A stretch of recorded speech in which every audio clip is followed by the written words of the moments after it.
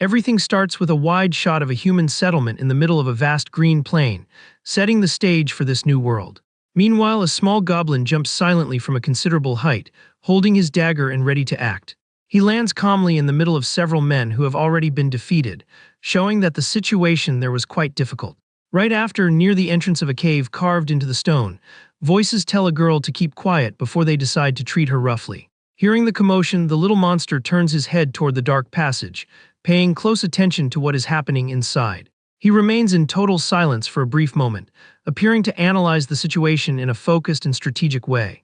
Then he shows immense confidence, indicating that he already has a plan in mind to deal with those guys. Inside, a girl named Jiang Heiyan is tied to a wooden post, visibly frightened and not knowing what to do. One of the bandits holds her ID and reads her name and address in Seoul out loud, finding her background quite interesting.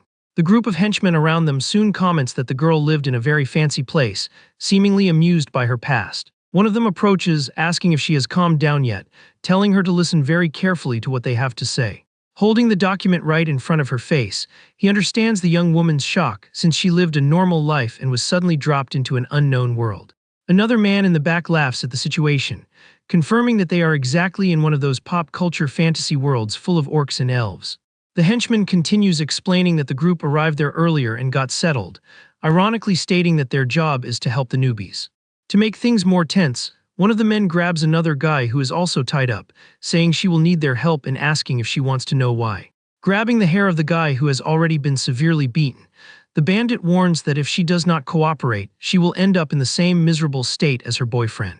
Seeing that terrible scene, the girl lets out a scream of uncontrollable terror, completely desperate because of the threat. The emotional shock is so great that she cannot handle the pressure and ends up passing out right there, letting her head drop in exhaustion. The henchman gets annoyed, complaining that she blacked out again, while his partner mutters that they should have been much harsher from the start. But one group member asks them not to ruin the prisoner's face, since they finally managed to capture a pretty girl. He points out that she is the most attractive newbie who has shown up recently, so they need to take it easy and handle the situation carefully to not waste the opportunity. With that, the men decide it is better to wake her up first, since there is no way they could drag the girl to the main base like that. Suddenly, one of the hooded guys in the back comments that the situation is so disgusting he cannot even look at it properly. The other henchmen find their colleague's sudden comment weird, not understanding why he started speaking so hostilely out of nowhere. They try to get the attention of their chubby partner from behind, asking if he lost his mind and demanding an immediate answer.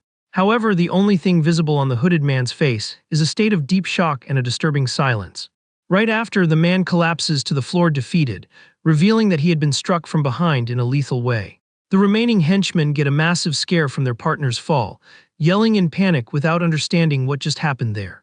Taking advantage of the group's shock, a dagger comes spinning rapidly through the air, thrown straight at the bandits.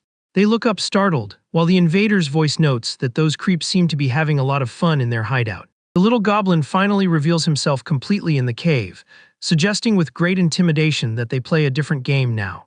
Infuriated by the unusual intrusion, one of the bandits curses at the little monster and throws a dagger with all his might at him. But the invader's first attack had already squarely hit one of the henchmen, who screams in pain, asking what kind of cheap shot that was. With the chaos unfolding, the tied-up girl ends up waking from her faint right when the men are yelling to put an end to the little creature. She wakes up tense and watches all the unrestrained commotion, completely paralyzed by the violence of that moment. Wasting no time, two of the henchmen charge furiously with their weapons, yelling for the little goblin to be smashed right there. Maintaining his quick reflexes, the little monster moves nimbly and uses his dagger to block the first attack with precision. The bandit keeps pushing and tries a new side slash, but the small creature dodges the strike without the slightest difficulty. Frustrated at not hitting anything, the man raises his sword and prepares to unleash a heavy overhead attack. Taking advantage of the huge opening in his guard, the little one counterattacks in the blink of an eye, moving his blade with terrifying speed. A red flash cuts through the air the exact moment the strike hits the opponent head-on, sealing the fate of that clash.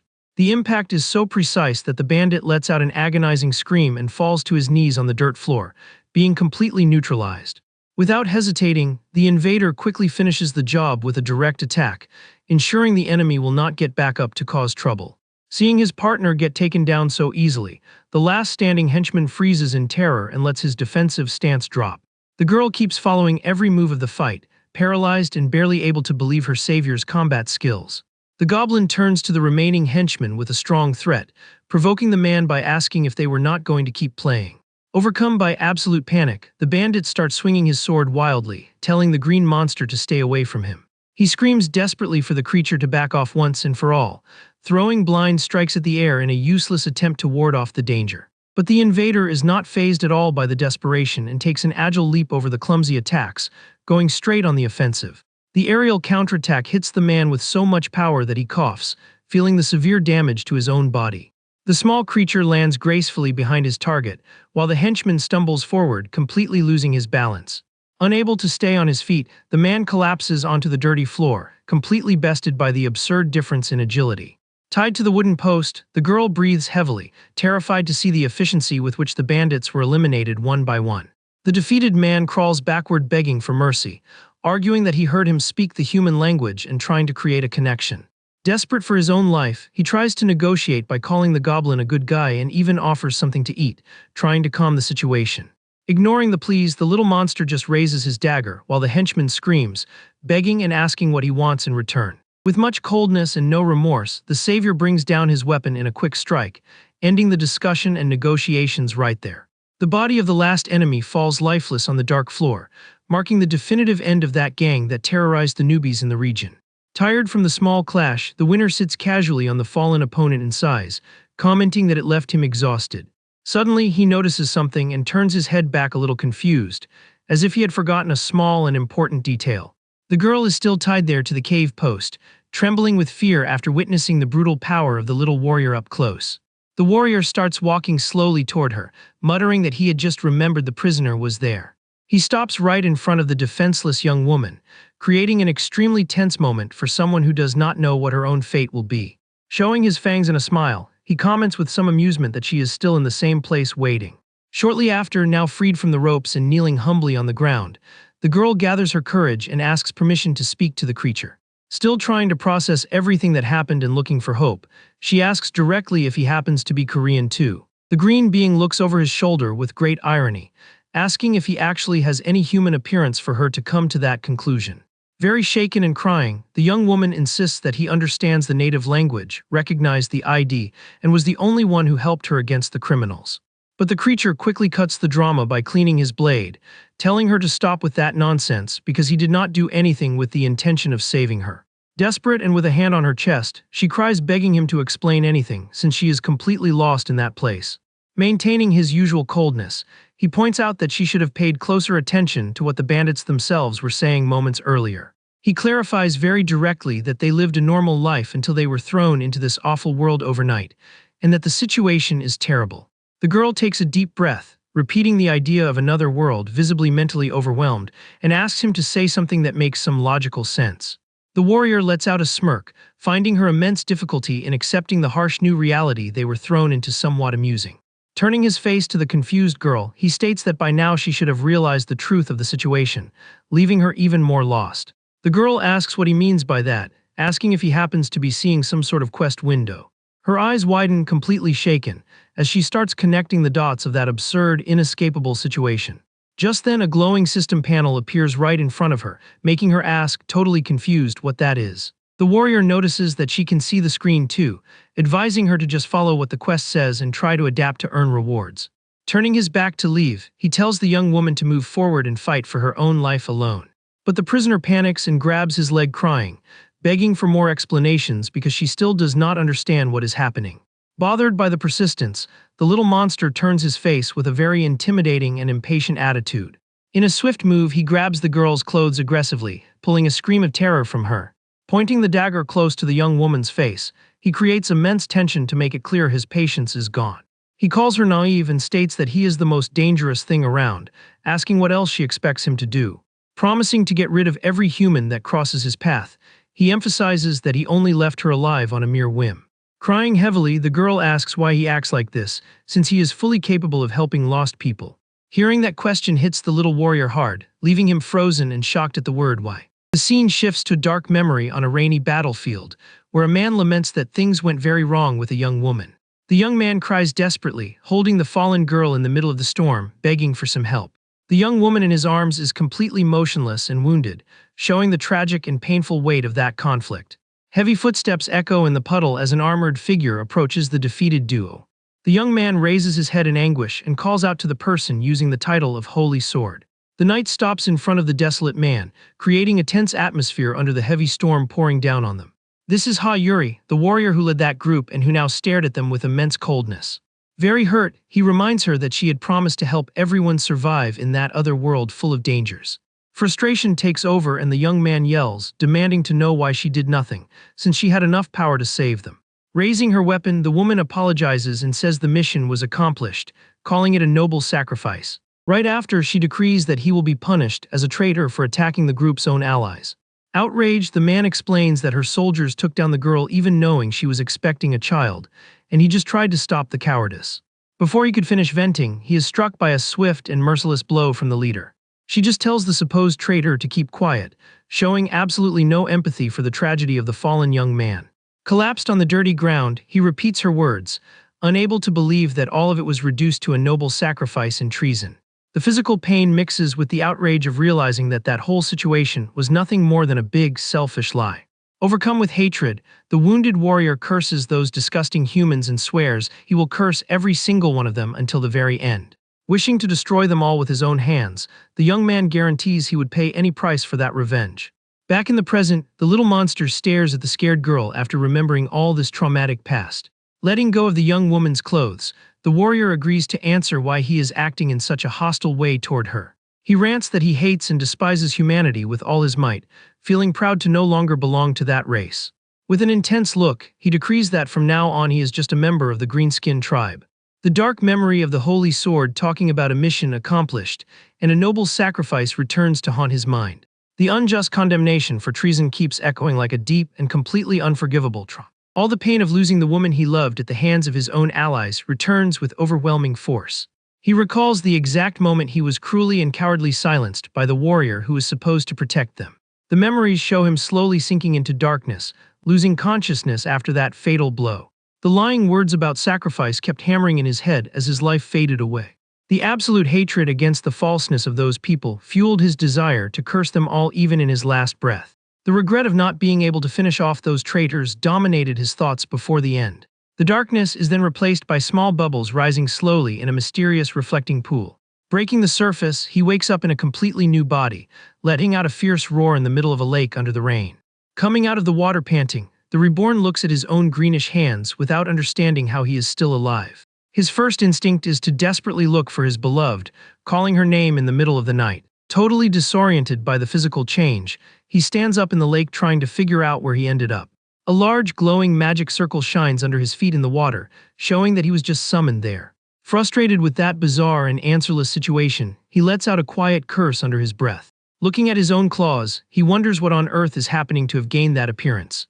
A horned mystic figure appears in the shadows, speaking in a strange language and warning that his human blood has perished. The newborn looks in amazement at the old shaman, who just appeared out of nowhere in front of him.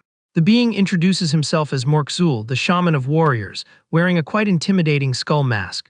Touching the confused young man's forehead, the elder decides to grant him an official name to baptize him into the tribe. Speaking ancient words of power, he finally reveals what the new recruit will be called from that moment on. The chosen name is Gorals, definitively sealing the fate of the one who was betrayed in the past. He repeats the name to himself, assimilating the idea of having become a great vessel for his new people. Time passes and shows the damage this warrior caused, defeating enemies by flawlessly striking their weak points.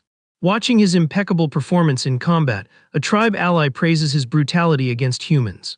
At the devastated camp, the little warrior Meve orders the rest of the group to wait outside. All excited, she announces that she is going inside the cave to check how her companion is handling the prisoner. Returning to the present moment, Gorals hears the sound of his allies approaching and realizes he needs to act fast. Turning his back, he tells the girl to run away from that place immediately before he changes his mind about sparing her. But the young woman tries to stop him, begging to stay with him and promising to do everything he commands. Finding that unbelievable, he asks if she really wants to follow a being who just put an end to several people right there. In tears, the girl defends that he is not a monster, because the normal people tried awful things and he saved her. Completely helpless on the ground, she asks who else she could trust, stating that the green warrior is all she has left. Giving her a direct flick on the forehead, the little monster scolds her, calling her a naive miss. He explains that it is exactly by blindly trusting anyone that she ends up getting into these serious problems. Turning his face harshly, he guarantees that there is absolutely nothing in that world she can trust. Trying to give her some direction, he mentions that there are several survival camps scattered throughout the region. In those places, the girl would certainly find much more reliable groups than him to seek shelter. Extending his hand, he gives a small dagger to the defenseless young woman so she can try to fend for herself. Gorls warns her darkly that the time will come when she will have to pay a heavy price to survive, and it is better to be ready. Handing over the weapon, the warrior advises the girl to keep it well hidden and use it wisely if something similar happens in the future. He explains that even a strike on exposed skin can give her a fighting chance against the enemy. Turning his back on the prisoner, he ends the conversation by warning her menacingly that if she speaks to him again, he will deal with her himself. Even scared and crying hard, the young woman gathers her courage and apologizes, just wanting to know her savior's name before she leaves. Looking over his shoulder, he listens as the girl asks if his name happens to be Kim Taeseong, which he denies right away. Turning around very confidently, he officially introduces himself as Gorls, the great vessel of the clan. Wasting no time, the little monster focuses on another task and starts opening a wooden chest that was nearby. Right then, a small archer named Meave suddenly appears, asking if he really let the woman escape after promising to hunt down all humans. Gorls just looks back unfazed, noticing his teammates return to the hideout. Bothered by the situation, the ally complains that the runaway took the warrior's dagger, muttering that not even she had gotten one of those yet. Crouching in front of the chest, he calmly explains that taking out such a weak human wouldn't yield any experience and would only bring more headaches. Understanding the logic, Meave gets all excited and blushes, deducing that her beloved only wants to face strong opponents, while he remains clueless as to when he became her man. Very hyped, the archer gets closer, wanting to know if he is talking about that super powerful holy sword from before, and how strong she is for him to desire a clash so badly. The mood suddenly changes, and the warrior turns around with a very rigid posture, clarifying that he doesn't want to hunt her just because of her strength. With a look loaded with pure hatred, he decrees that his only desire is to get rid of those people who stole his entire world from him. Faced with such a dark and intense answer, the archer steps back a bit, remaining silent for a brief moment. The memory of his former self crying desperately in the storm surfaces, recalling that they destroyed the only reason he had to live and protect. Pointing at himself with great outrage, he adds that on top of all that, those jerks also took his own life in the past. He keeps moving through the place while stating he doesn't know why he was reborn like that, but now there is absolutely nothing stopping him from acting. Scared by her companion's fury, Meave ends up falling backward, while he yells that he made a vow and would pay any price to destroy those traitors. The small archer shrinks on the ground, feeling the crushing weight of the aggressive aura that took over the cave. Uncontrollable anger completely dominates the warrior's expression, swearing to make them pay for every little thing they put him through. All this fury overflows into a red and threatening gaze, focused solely on his absolute desire for revenge. The terror is so great that tears begin to form in the small ally's eyes, who has never seen him like that. Stomping his foot aggressively on the ground, he yells that he will make everyone pay in kind, making the archer let out a scream of panic at the impact. Seeing her scared reaction, the anger stops immediately and he steps back a bit, calling his companion's name with concern. Curled up on the floor, Meave confesses that she is scared to death when he gets that angry, making him apologize and assure her he wasn't mad at her. Trying to change the subject, the warrior tells her to call the others and gather everything they can offer the shaman, which she accepts right away with great loyalty. Recovering all her usual energy, the girl runs out of the cave yelling for the other tribe members to come in and start working hard. Sometime later, Gorls positions himself at the top of a rocky cliff, looking over the territory imposingly. The wind hits his face as he contemplates the immense green forest stretching to the horizon under the clear sky. Keeping quiet, he looks down with a thoughtful expression, reflecting on the latest events. Far from there, the human survivor runs desperately through the dense woods, holding tight to the weapon she got to try and stay alive. Back on the cliff, a glowing system window suddenly pops up right in front of the green warrior. The screen displays a hunting quest where he had already defeated 29 humans, needing only one more to evolve his class, which leaves him thoughtful. Analyzing his own body, he comments that his movements have already gotten much faster and stronger, and that fighting will be even easier when he evolves to the next phase.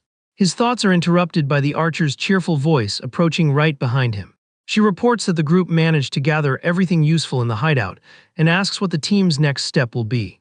The girl also warns that some enemies managed to escape during the previous ambush, so they would definitely return soon with reinforcements. With a confident smile on his face, the leader walks right past her toward the base, guaranteeing they will turn that place into a tomb for the invaders. The sun shines bright in the blue sky, marking the passage of time as the tribe prepares for the inevitable clash. Outside the cave, various cracking sounds and heavy objects being dragged echo nonstop. The group members work restlessly, pushing crates and setting up defensive structures around the entrance. Wiping the sweat off her face after so much effort, Meave smiles satisfied with the progress they are making on the barricades. Running from side to side, she ends up tripping and apologizes to the boss, who reminds her to do the work carefully so she doesn't get hurt. Right then, two other allies approach carrying a lot of weight, getting the leader's attention with a sense of urgency. Very excited, one of the workers announces that everything was done exactly according to the orders he had given. The interior of the dark tunnel reveals a massive sharpened wooden barricade, proving that all the obstacles were perfectly positioned. Keeping his cool, Gorls praises everyone's effort but tries to explain he is not their boss, which is promptly dismissed by the owl. With deep admiration, the little monster reports that he saw his performance fighting the humans, and that he totally accepts him as the leader of the pack. Turning around full of energy, he asks out loud if the rest of the team doesn't agree with that decision. Immediately, a large crowd of allies raises their arms and cheers, shouting that they also accept him as their new master. Riding the mood, the archer clings to his arm with a mischievous smile, reinforcing that she accepts him too, but as her man. The celebration is cut short when a lookout runs in desperately, yelling that the enemies are approaching fast down the path. Drawing his weapon with a sharp look, the new leader announces the time has come and orders everyone to hide as far away as possible. Turning his face to his companion by his side, he asks casually if she is willing to help him with this reception. Pulling her bowstring with lots of confidence, Meave guarantees she will shoot all her arrows for her beloved. Satisfied with the answer, he gives an intimidating smile and declares it is time to really get the party started. Far away, the gang of invaders marches in a group until one of the scouts calls the boss to show a puddle on the ground, indicating the place suffered a violent attack. The blonde giant leading the group stares at the damage on the ground with intense irritation, unable to believe that just a single green being caused all that mess. Losing his patience, he grabs the henchman by the collar asking if this is a joke, while the guy begs saying he would only understand if he saw it with his own eyes.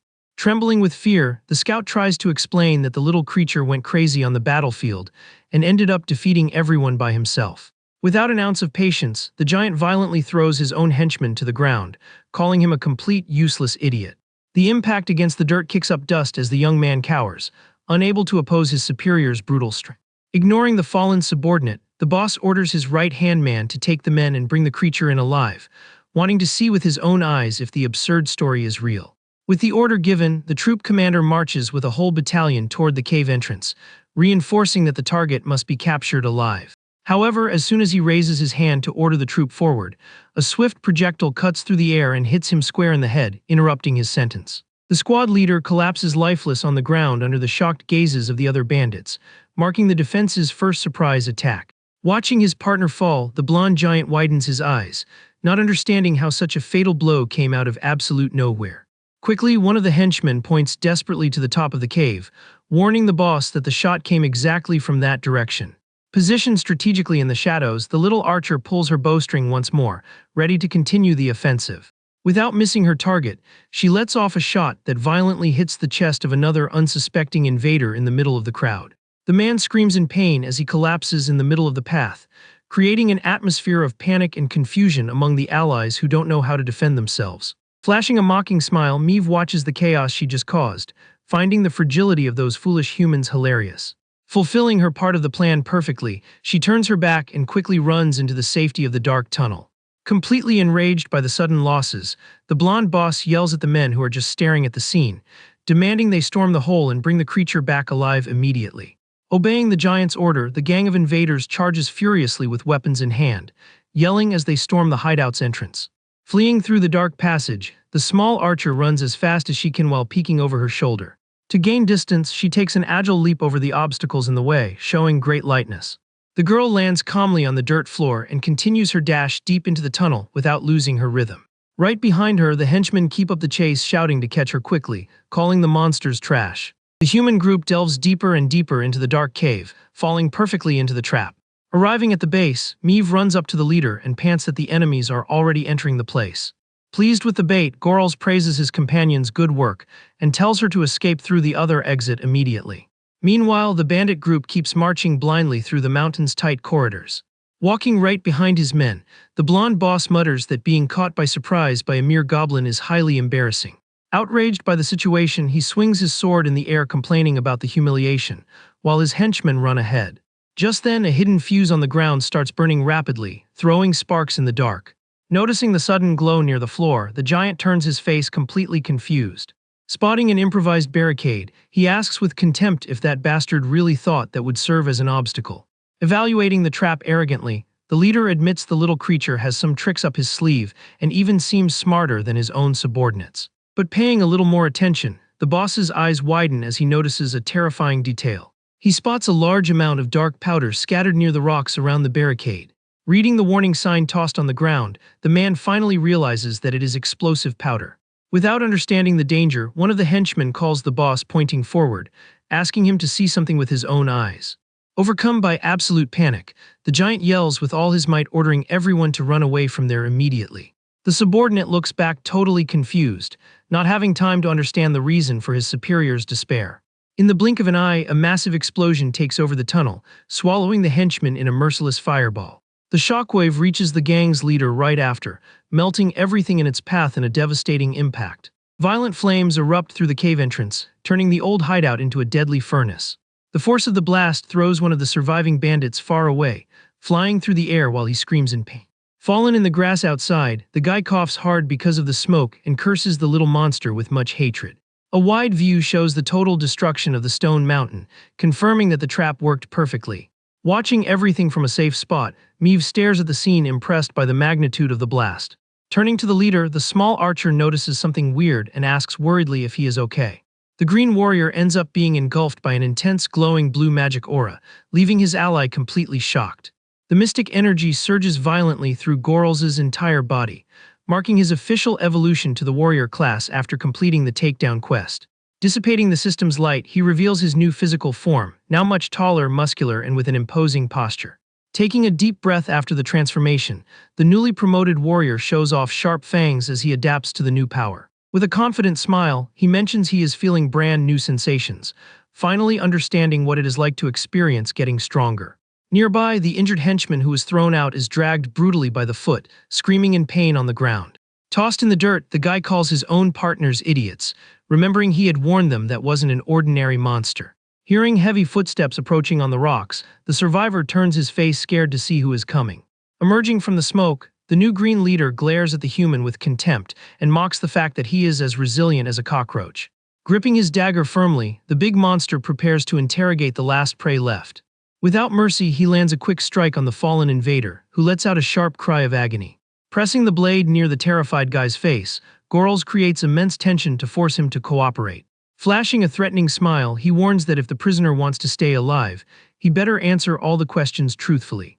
Reinforcing the threat, the warrior guarantees that any lie will result in the human becoming the tribe's dinner that very night. The narrative shifts to the view of a large wooden watchtower in the middle of the plain, marking the location of the Summoned One's survival camp. Observing the large human settlement protected by fences, the MC comments that the place hasn't changed a bit even after 10 years. Noticing the boss's distraction, Meave asks if there is a problem, but he assures her the situation only made things easier. Walking through the brush with the rest of the gang, the big guy says they first need to go back and report their progress to the shaman. All excited, the small archer agrees to rearm the allies so they can return to combat at full strength. Suddenly, the tied-up prisoner breaks the silence and asks if the leader couldn't just let him go already. Smiling nervously, the human tries to bargain, saying he already marked the camp on the map and did his part of the deal. Staring at the guy very coldly, Gorls agrees to spare his life since a promise is a promise. The bandit's face lights up with relief instantly, asking in complete disbelief if the warrior was being serious.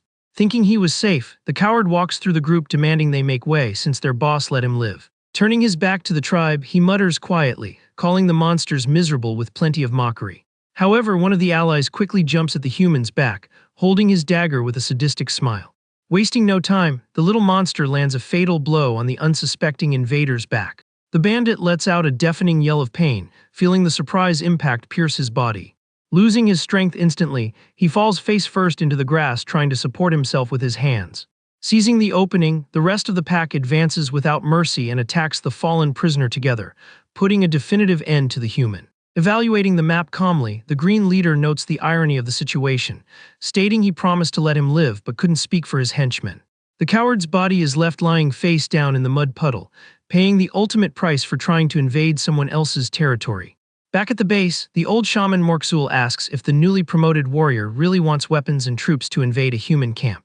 Kneeling respectfully, the MC explains that he already mapped the whole location, the size of the place, and the surrounding terrain. With great determination, he argues that the tribe has an excellent chance of victory if they launch a surprise attack right now. Sitting on his throne in the dark cave, the elder just murmurs in silence, evaluating his subordinates' audacious plan. Suddenly, a deep voice echoes through the hall demanding that the master absolutely not grant that absurd request. Interrupted in the middle of the meeting, the MC looks over his shoulder, clearly bothered by the intrusion. The one protesting is Goff, a huge hobgoblin who asks irritably if they shouldn't be preparing for the great chief's call. The brute explains that the journey will be very long, so the tribe needs to start stockpiling all supplies immediately. Scratching his chin thoughtfully, the elder agrees the deadline is approaching, but states he doesn't have a good reason to turn down the rookie's quest. Outraged, the rival points his finger in the warrior's face and calls him an amateur, guaranteeing they can't waste precious resources on him. Unfazed, the MC stands up cracking his neck and sarcastically suggests the big guy join him to help save those so-called resources. Flashing a provocative smile, he adds that the partner would just need to have enough courage to face the challenge. Totally enraged by the mockery, Goff grits his teeth and yells asking if the rookie is testing his combat skills. With a red gaze loaded with fury and intimidation, the MC takes a step forward promising to show what he is really capable of. Cutting the tense mood of the argument, little Meave runs desperately into the place looking for her grandpa and her beloved boss. Ignoring the girl, the big guy faces the MC head-on and asks directly if he agrees to settle this in a duel of honor. Hearing that sudden proposal leaves the archer completely shocked and speechless. But the MC doesn't back down an inch and accepts the challenge on the spot, setting the condition that the loser must grant any wish to the winner. This audacious demand makes the ally go into absolute panic, thinking they have lost their minds for good. Assessing the situation calmly, old Morksul decides to officially sanction the duel between the two warriors, ignoring his granddaughter's protests. Shortly after, the scene changes to a massive dirt arena, where the two competitors are already in position. In the stands, the crowd goes wild and starts chanting the brute's name in unison. The overwhelming support from the tribe makes it very clear who the big favorite is to win that clash. In the middle of the crowd, an ally asks the little archer why she didn't stop the rookie from accepting such a dangerous fight. Tense about the situation, she explains everything happened too fast and that the boss accepted the challenge before they could do anything. Commanding the event, the shaman decrees the rules of the dispute, announcing they will fight without weapons or magic until one gives up. Hearing that, the ally panics, mentioning the opponent's aggressive temper and fearing the MC might not make it out of the arena alive. Without further delay, the elder raises his voice and officially declares the start of the duel. The giant lets out a deafening roar, unleashing all his fury, while the new green warrior simply calls him out to fight. Advancing with heavy steps, the brute mocks his opponent, stating that a simple evolution doesn't make him a big deal. He extends his massive arms, promising to break all the opponent's bones without the slightest mercy. Taking advantage of the slow attack, the MC dodges the direct charge with a very fluid and calm movement. Giving no chance for defense, he counterattacks quickly, landing a solid blow on the big guy's torso. The impact is so strong that the giant slides on his knees through the dirt, feeling the absurd power of that charge. Keeping up the pressure, the MC follows up with a devastating kick straight to the opponent before he can recover. The force of the impact flings the brute through the air, making him crash heavily onto the arena floor. Seeing the big favorite get taken down so easily leaves the entire grandstand in complete and absolute silence. Even pretty badly hurt, the giant pants and refuses to give up so easily on that fight. The fighter's persistence makes the crowd go wild again, yelling his name to give support. Staring at his rival with some disappointment, the green warrior asks in a mocking tone if he still has no intention of surrendering. Driven by pride, Goff lunges in one last desperate effort and traps his opponent in a tight hug. He uses all the strength he can muster in an attempt to immobilize the MC's body right there. However, Gorls just forces his arms outward and breaks the giant's grip with terrifying ease. Totally out of strength and realizing the huge difference in power, the brute collapses, accepting his own defeat.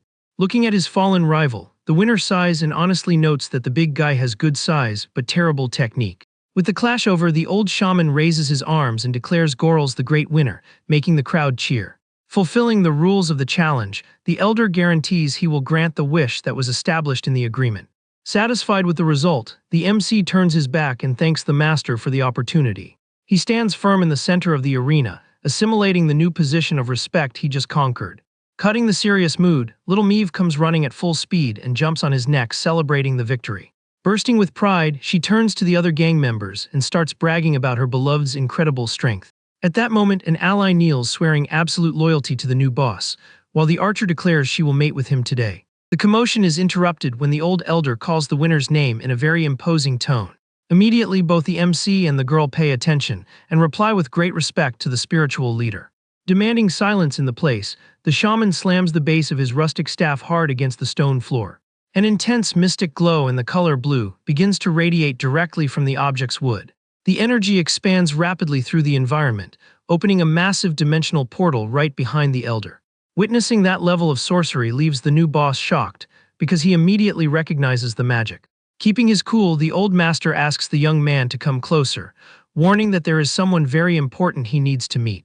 Without hesitating at the order, the green warrior answers the call and walks through the glowing passage right behind his master. In the blink of an eye, they exit the portal and appear inside a gigantic hall, filled with luxurious decorations. As soon as the two finish crossing, the dimensional rift closes quickly behind them. The young man takes a few steps on the patterned ceramic floor, noticing the huge difference between that environment and the tribe's rustic cave. He cautiously follows the elder, observing every detail of that incredibly refined place. The wide view reveals an environment that looks more like the inside of a royal palace than a monster's hideout. Suddenly, a blinding golden glow starts to appear in the center of the room, catching both their attention. The warrior's eyes widen, being caught totally by surprise by that sudden magical manifestation. In the middle of the light, a beautiful golden-skinned woman appears, greeting the old shaman with great familiarity. Feeling lost in the middle of that situation, the MC quietly asks where on earth they ended up. Ignoring the apprentice's doubt, the elder just raises his hand and tells him to come even closer. Maintaining a respectful posture, the young man walks up to the spiritual leader, waiting for the next instructions.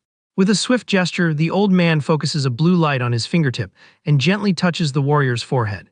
The mystic energy begins to flow, while the master orders him to bow his head as a sign of respect. The young man feels a wave of power invading his body, processing that magical transmission in silence. Using his authority, Morksul officially grants the warrior the right to form his own independent clan, leaving him very shocked. The master explains he has already proven he has enough merit, besides already having several members following his leadership. Pointing at the glowing woman, the elder reveals that the function of that mysterious figure is precisely to help him on this new journey. The three gather around a luxurious table in the center of the palace, setting the stage for an important conversation. Gracefully descending through the air, the woman lands her bare feet on the refined carpet with great lightness. Radiating friendliness, she formally introduces herself as Rumpelstiltskin, marking her imposing presence in the room. Analyzing the woman's gleaming appearance, Gorls immediately deduces he is facing a very rare golden goblin. Very much at ease, the hostess walks over to her desk and sits down to begin the dialogue. She confirms the young man's identity and gets straight to the point, mentioning she heard rumors about him needing weapons. However, maintaining a merchant's posture, she makes it clear that everything has a price and that she doesn't hand out goods for free. Before they close any deal, the golden woman points to the chair and asks the client to sit down and tell his story. Accepting the proposal, the green warrior pulls the heavy wooden chair out without much ceremony. He gets comfortable facing the merchant, showing a lot of calm in dealing with the situation. Looking the hostess in the eyes, he asks very directly where she would like him to start the tale. Hiding nothing, he coldly reveals that he was reborn in that body and guarantees this is the purest truth about his past. Trembling, the golden merchant lowers her head, seeming to try and contain a strong emotion. In an abrupt move, she slams the table hard and exclaims that this is simply brilliant. Excited, the woman guarantees that was the most fun story she has ever heard in her entire life. Without losing focus, the green warrior snaps his fingers to bring her attention back to business. A shower of magical items and golden weapons appears in the hall, showing the hostess's immense power and wealth. Rubbing her hands together, she declares that this tale is going to become the most valuable piece in her entire collection. The merchant gets even more hyped, making it clear how much she loved every detail of that journey. Losing patience with so much stalling, Gorls hits the table hard to cut them. But the woman keeps laughing uncontrollably, admitting it had been a long time since someone made her so excited. Bothered by the exaggerated reaction, the MC asks what part of his past made her want to end someone. Getting straight to the point, he asks if he can finally take the weapons he came for. Rumpelstiltskin comes back to reality laughing, agreeing the young man cannot fight without proper gear. With an agile leap, she jumps over the luxury table heading straight for her new client. Stopping right near his face, the woman promises to give a very special gift to the Great War. To finish up, she turns her back and tells the guy to follow her across the hall to see what it is about. Immediately, the merchant opens a large, glowing golden portal and says she's going to show him the gift. Walking backward and reading a book, she repeats the tragic part of the story, finding it all wonderful. On the other side of the passage, Gorls appears wearing a set of leather clothes and much tougher light armor. Closing the book, the hostess praises his new look, commenting that he really looks like a clan master now. The Green Warrior agrees with the assessment, feeling they are finally ready to act. Pleased with the weight, he clenches his fist tightly, noticing a much larger amount of power flowing through his body. Satisfied with the result, the Golden Woman stretches calmly in the middle of the treasure room. Bursting with pride in herself, she brags, stating her intuition for business never fails. Shifting to a more serious tone, the ally asks him to pay close attention to the explanation of the gifts. The clan leader maintains an attentive and silent posture, focused on what the merchant has to say. The scene shifts to the white flag waving in the wind at the summoned human's settlement. On top of a nearby hill, the warrior hears his allies calling his name repeatedly. Positioned on top of a rock, he observes the tribe members gathered down below waiting for orders. Wasting no time, the master draws his new steel sword very firmly and with determination. Showing his fangs, he orders his brothers to advance, declaring the time for the hunt has finally begun. The pack of greenskins charges furiously through the brush, letting out terrifying war cries. Meanwhile, the human camp's flag keeps waving high up, completely vulnerable to the imminent attack. A human watcher runs desperately across the grass, trying to warn the others about the approaching enemies. Entering one of the tents, the guy alerts the squad leader by screaming that they are under attack. Panting, the subordinate clarifies that the invasion isn't by humans, but by a group of monsters. This unexpected news leaves the squad commander completely shocked and speechless for a moment. Outside, the enemy horde is already breaking down the wooden gates, storming the base with total violence. Gorls' brutal leadership paves the way through the field, remembering the Golden Woman's words about the first gift.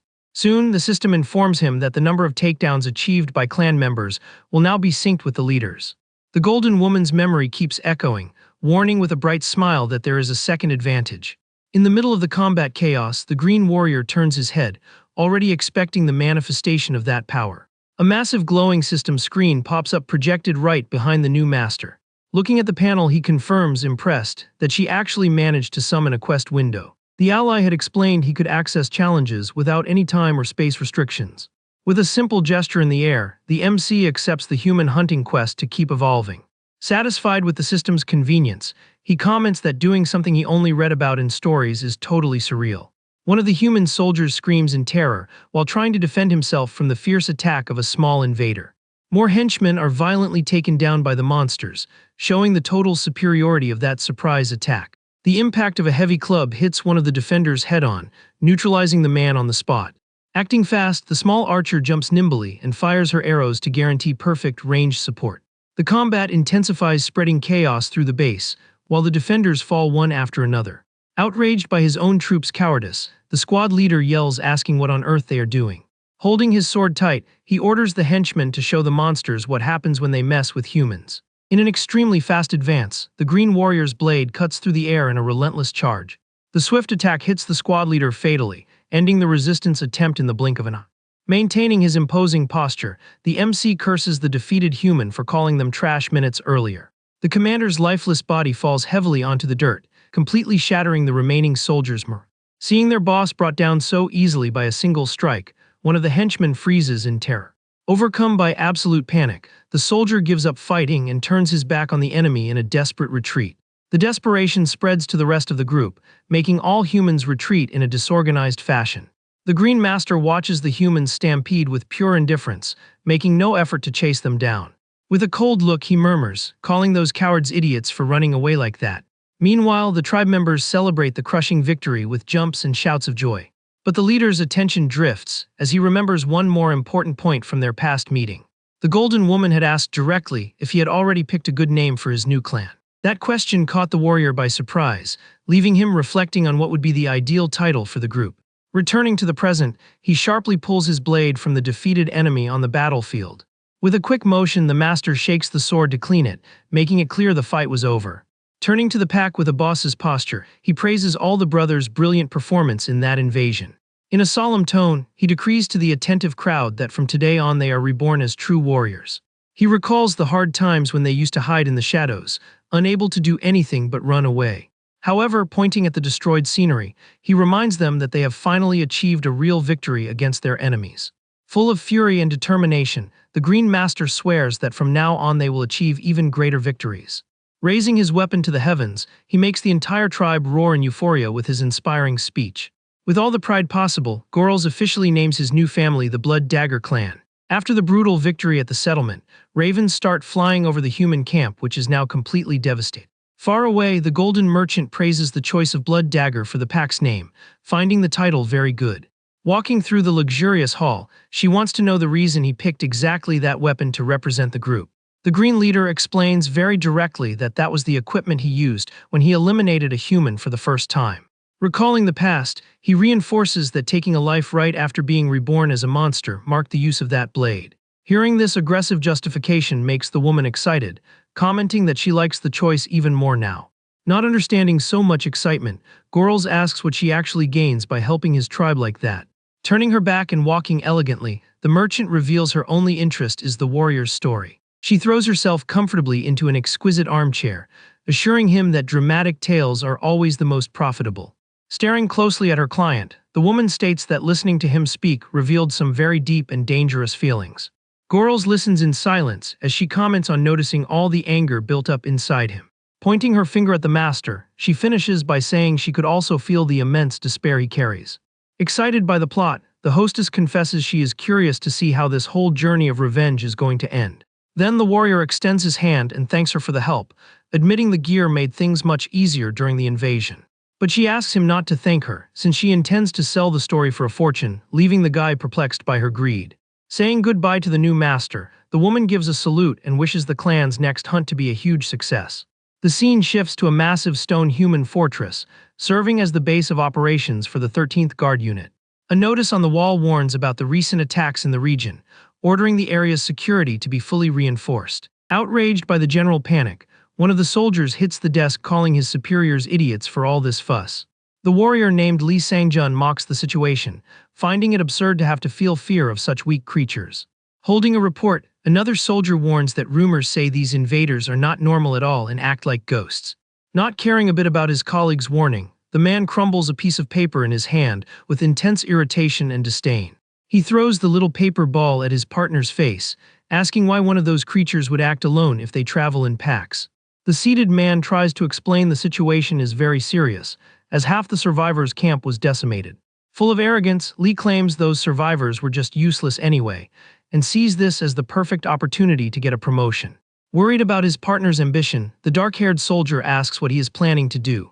Staring at the crumpled paper on the wooden floor, the ambitious warrior shows total contempt for the green invaders.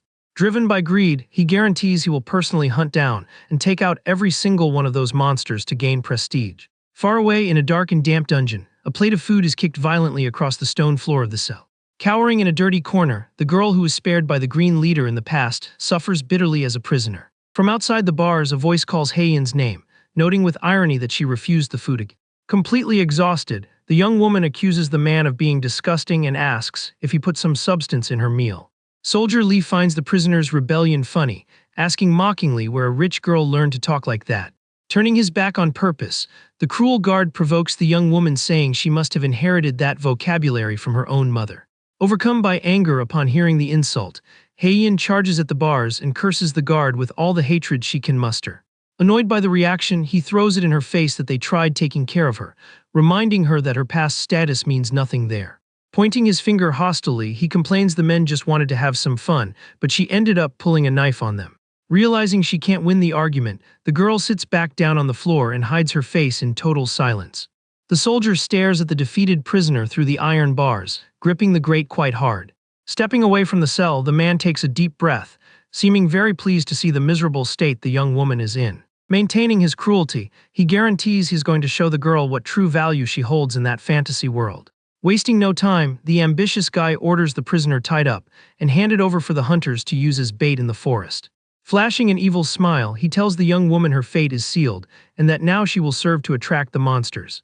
With night falling over the dense woods, the girl ends up tied to a tree trunk right in the middle of a clearing.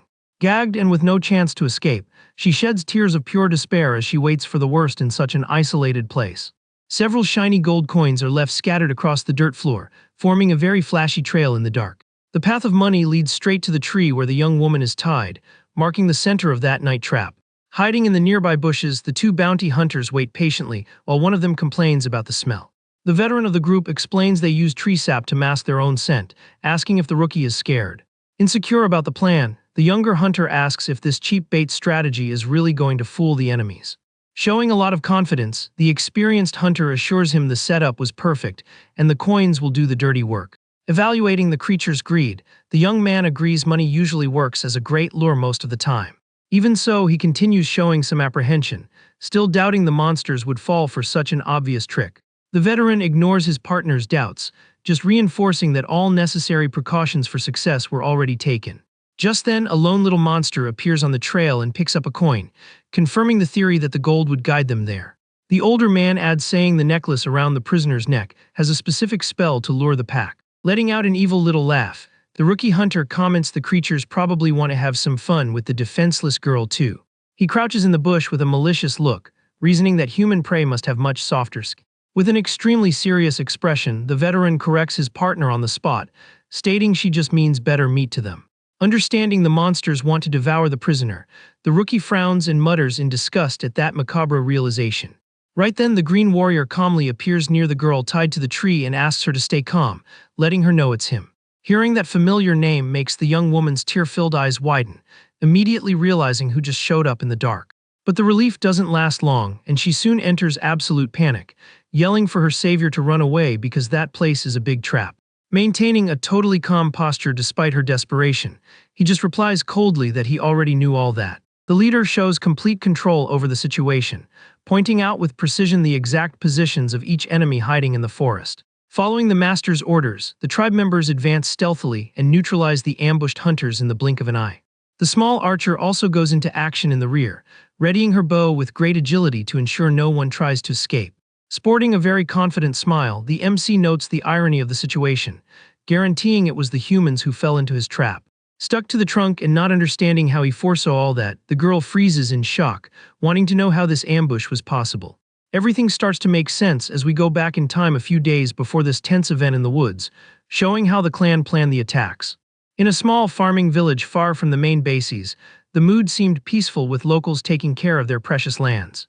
Except this peace ends quickly when the peasants are subdued and forced to kneel before the invading green warriors. Commanding the operation, the leader states intimidatingly that he doesn't want to cause trouble, demanding only that they sell food to the tribe.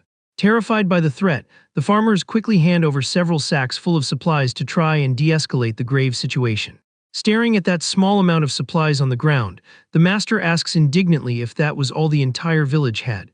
Right then, the green warrior calmly appears near the girl tied to the tree and asks her to stay calm, letting her know it's him. Hearing that familiar name makes the young woman's tear-filled eyes widen, immediately realizing who just showed up in the dark. But the relief doesn't last long, and she soon enters absolute panic, yelling for her savior to run away because that place is a big trap.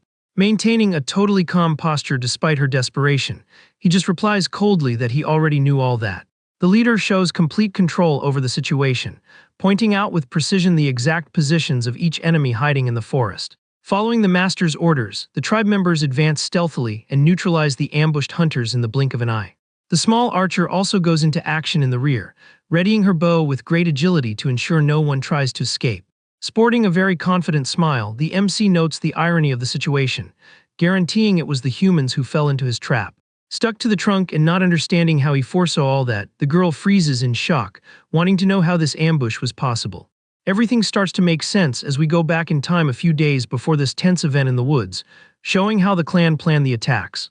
In a small farming village far from the main bases, the mood seemed peaceful with locals taking care of their precious lands. Except this peace ends quickly when the peasants are subdued and forced to kneel before the invading green warriors.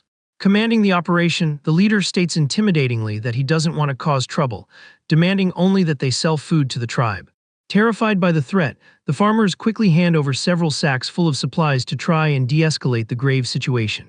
Staring at that small amount of supplies on the ground, the master asks indignantly if that was all the entire village had. An old lady begs desperately for her own life, explaining through tears that this is all they have left after paying the absurd taxes. She cries bitterly and swears they only kept the bare minimum so their own family wouldn't end up starving. Hearing that tale of pure exploitation, the warrior feels the weight of human cowardice and frowns in silence. He sighs heavily, admitting the food would barely last, and gets outraged seeing how their own race treats them like trash. Evaluating the sacks of potatoes with immense frustration, he realizes the cruel injustice of that situation imposed by the local guard. Surprising everyone, the master takes some shiny gold coins from his pocket and hands them to the oldest farmer's trembling hand. The old man widens his eyes, completely shocked, unable to believe the valuable treasure he just received from the hands of a monster. Turning his back with a sack on his shoulder, the leader announces he'll only take half and that the gold will secure their livelihood for a long time. Full of gratitude, the peasants bow, calling their savior sir, which makes him uncomfortable, asking them not to use that title. Suddenly, one of the allies gets the boss's attention, asking what will be the fate of the corrupt soldiers they captured earlier. With a cold and merciless look, he orders them to deal with the guards immediately, stating that kind of people don't deserve to live. Without hesitating for even a second, the tribe members charge fiercely and take out the prisoners in a coordinated and brutal attack. Watching that severe punishment makes the peasants step back, hugging each other, terrified by the ruthless violence of the monster's nature. Maintaining his imposing posture, the MC leaves the barn, marching firmly and leading the group back to safe territory. Once outside, he stops walking and turns his head, observing the surroundings very carefully, looking for threats. Just then, a paper nailed to a wooden post catches the group's attention and is quickly ripped off very aggressively. The poster reveals itself to be a recruitment ad from the local guard, offering big rewards for the capture and extermination of green monsters. Reading the provocation on the piece of paper, the warrior breaks into a malicious smile, finding the audacity of those foolish humans hilarious. The small archer comes running fast across the field, calling for her beloved, wanting to know if they finished gathering the supplies. He confirms they got what they needed, but shows the poster, warning that the guard has decided to start a relentless hunt against the pack. Full of confidence, the master asks his companion to gather the fastest allies, as he intends to play around a bit with these hunters. Super excited about the new battle mission, the girl salutes and guarantees she never disappoints her big, strong man. Savoring a piece of food with total calm, he waits for the perfect moment to put his ambush plan into action.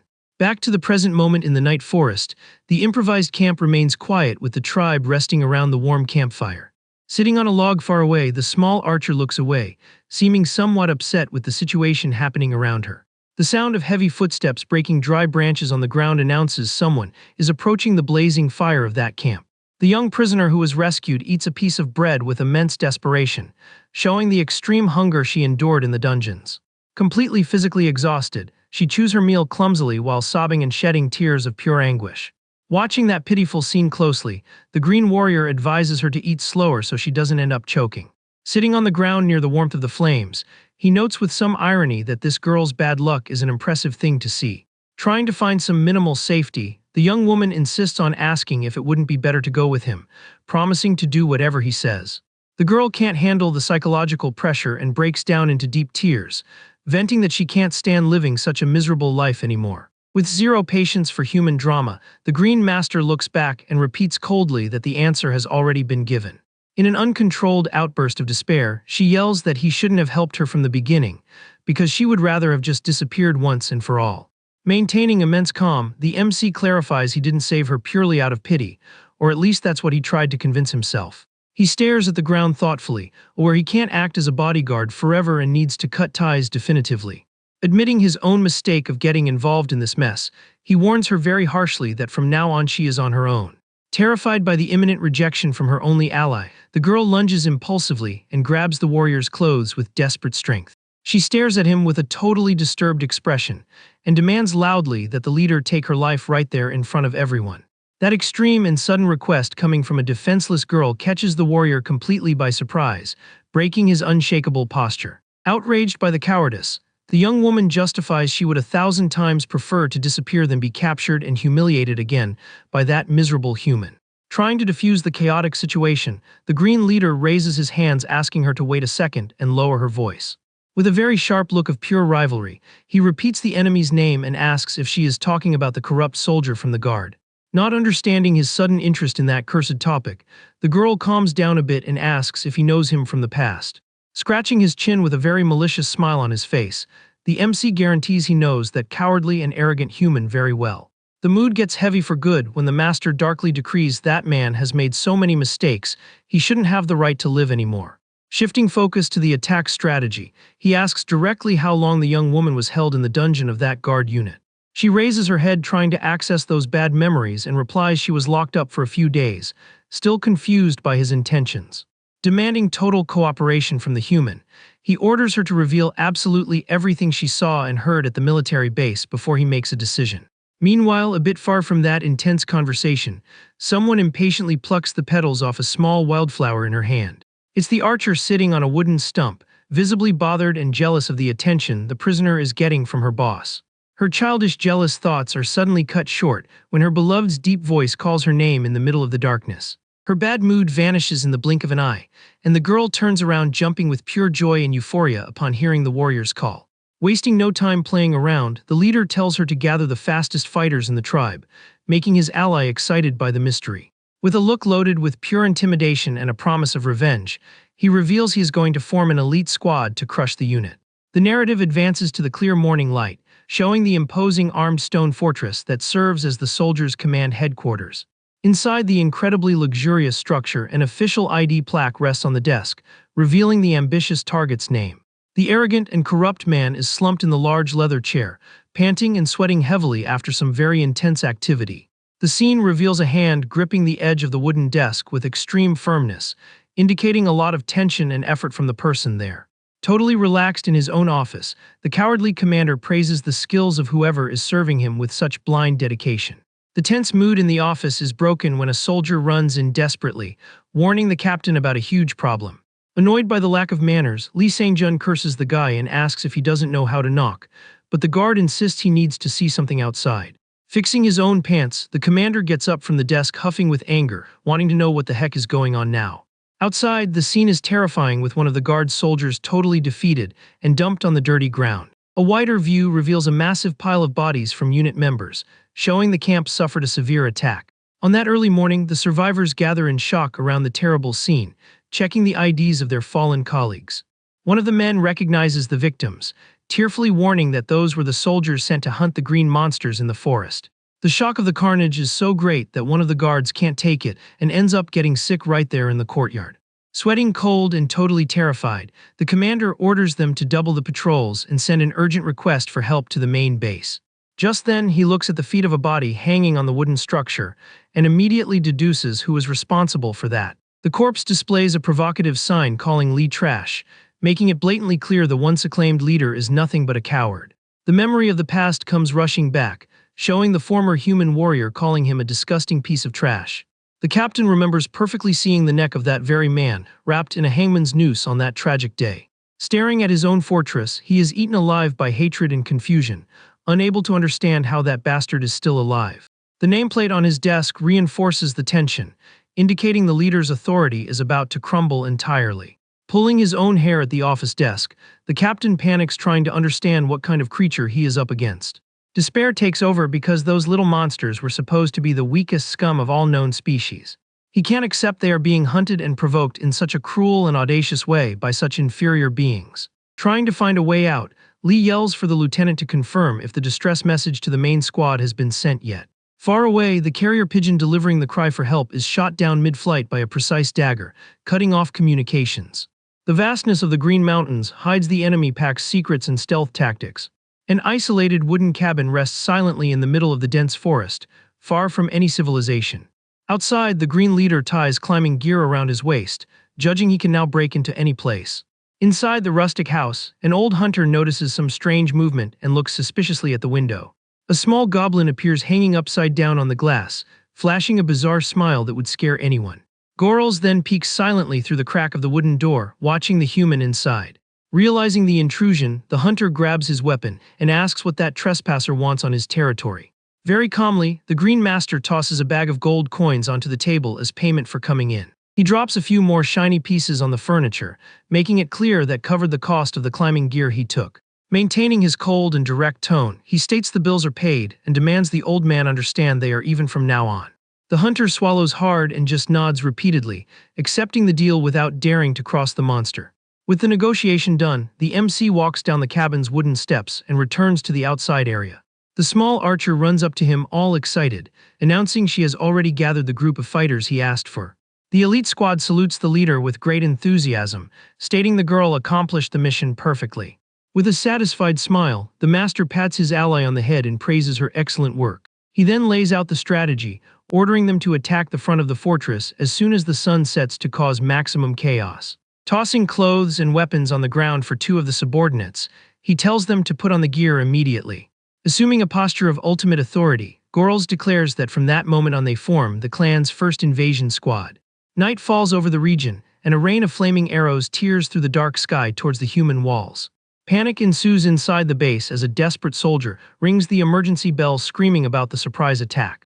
Leading the front line, Meave gives the order for the pack to fire, setting the enemy defenses ablaze with precision. The unit's soldiers run over each other down the wooden stairs, totally unprepared for an offensive of that scale. Doors are busted open violently with a bang echoing through the fortress. The same subordinate barges into the captain's office yelling, alerting him about the aerial bombardment, leaving him in disbelief. Overcome by absolute terror, Lee Sang-jun points his finger ordering them to lock the gates and put all guards on the walls. Without questioning the desperate order, the guard complies and flees quickly to try to organize the place's defense. Left alone, the commander collapses in his own chair sweating cold and panting at the gravity of the situation. He finally realizes those creatures aren't normal, as there has never been a record in history of monsters invading a base like this. Punching the desk with hatred, he decrees the only viable option is to hold out until the subjugation squad arrives to save them. A heavy metal hook is tossed into the air and latches firmly onto the stones high up on the fortified wall. A bald guard patrolling that area notices the strange noise and looks down curiously. Not imagining the imminent danger, the man leans over the stone edge to try and identify what's hanging there. In a stealth attack from the shadows, the watchman suffers a lethal and totally silent strike, with no chance to defend himself. The quick action neutralizes the soldier instantly, marking the start of the stealth invasion with ruthless efficiency.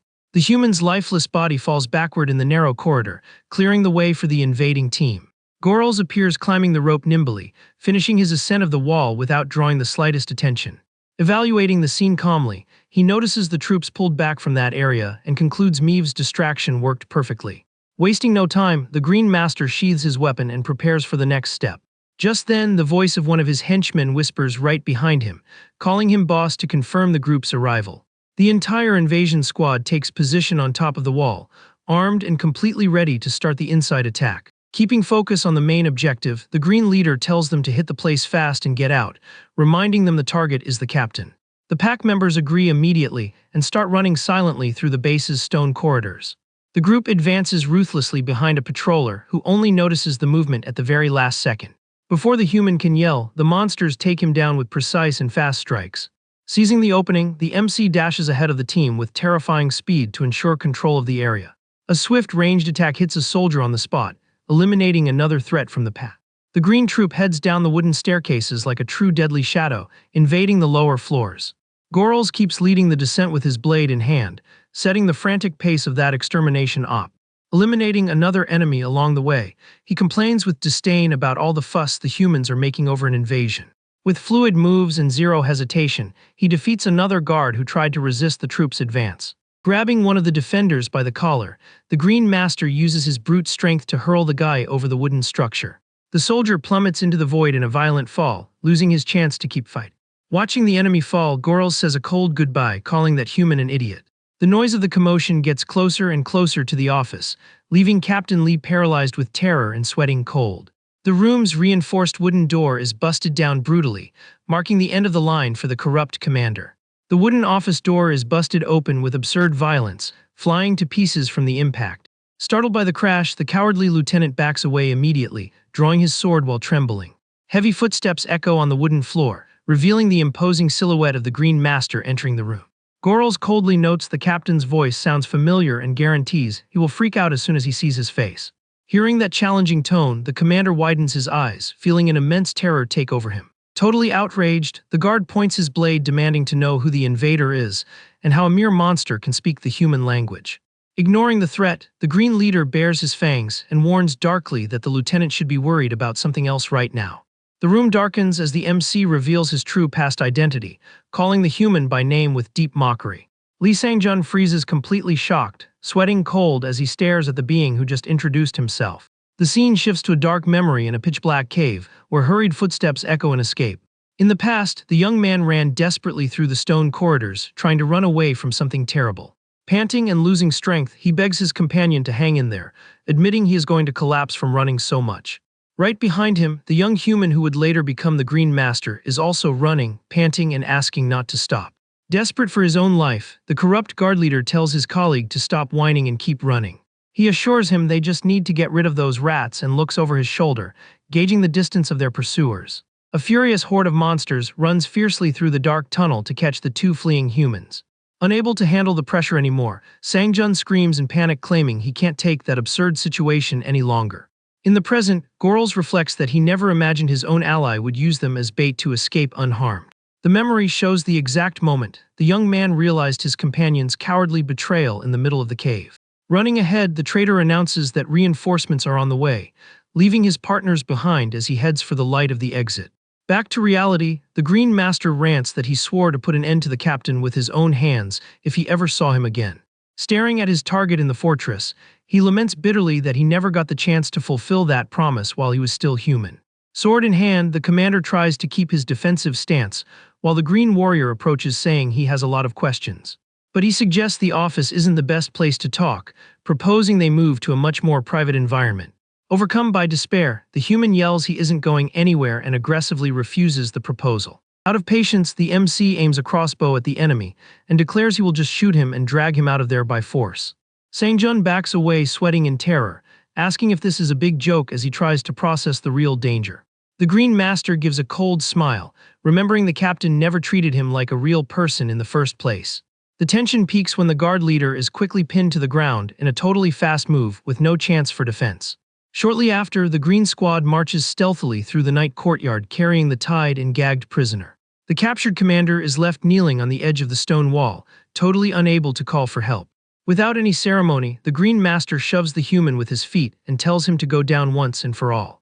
The prisoner's body plummets from the top of the fortress in free fall straight towards the dirt ground below.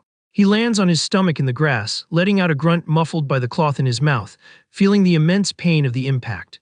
Two tribe members waiting down below walk up, surprised seeing the requested cargo literally fall from the sky. Quickly, one of the henchmen grabs the human by the hair and celebrates that the target survived exactly as the boss predicted. On top of the wall, Gorls asks if all companions are ready and orders Meave to give the signal to fall back. The small archer takes a horn and blows it with all her might, letting the others know it's time to blow everything up and get out. The sound echoes loudly through the base, while the monster horde runs away at top speed across the burning courtyard.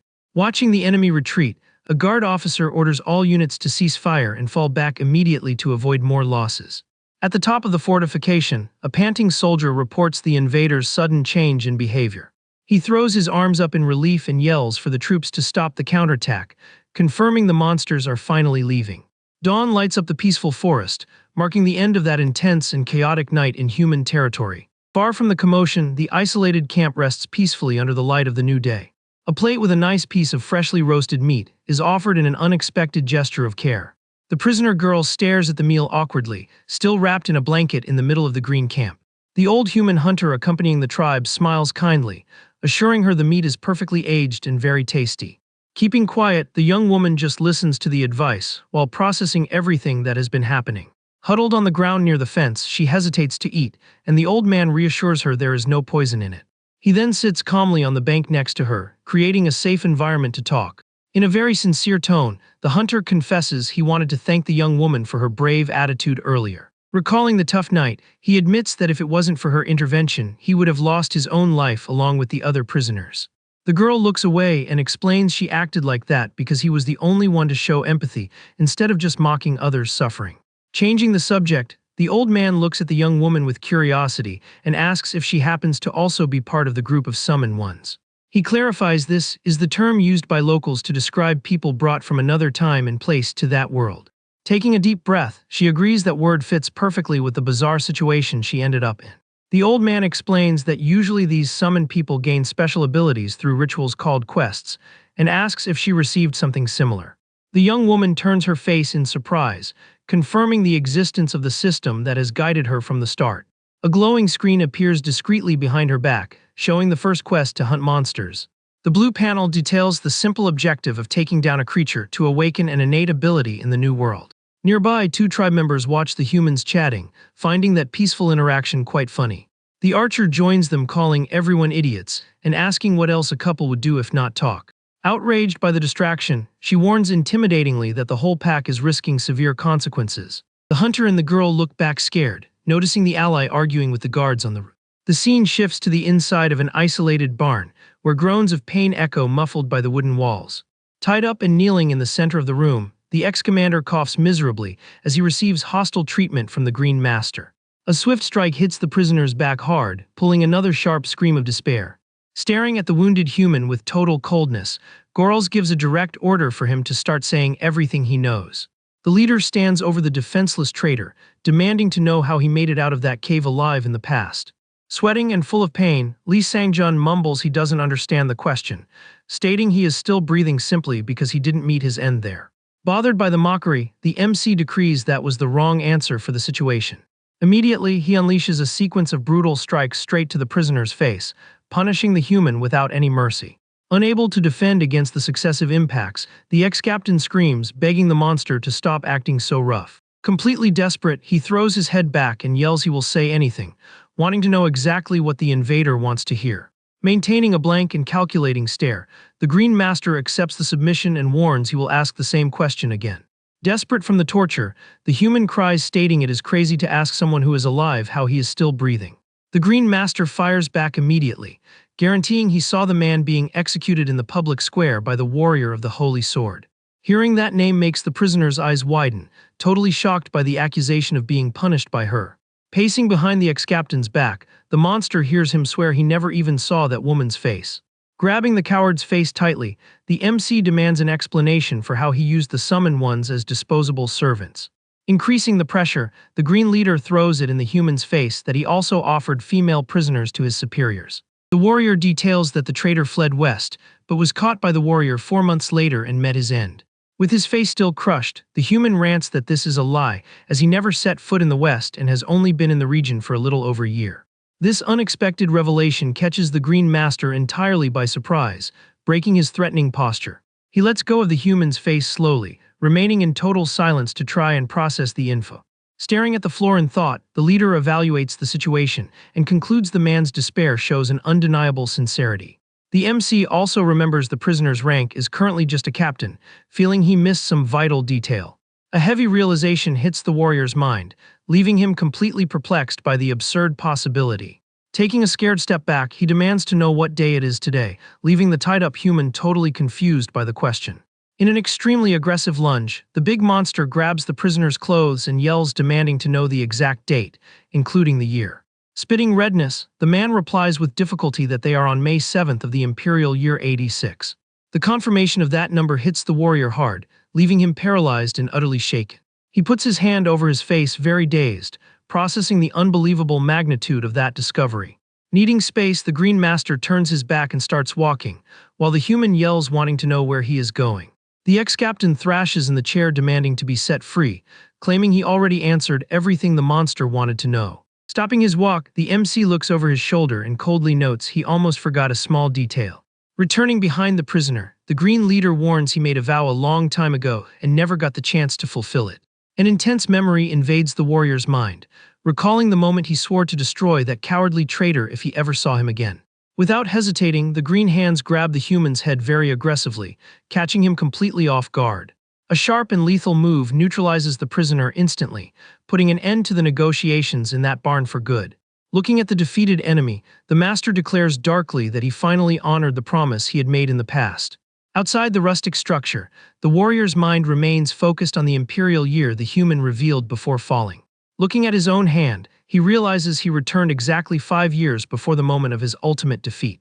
The truth finally becomes clear, confirming he didn't just get reborn in a new body but also traveled back in time.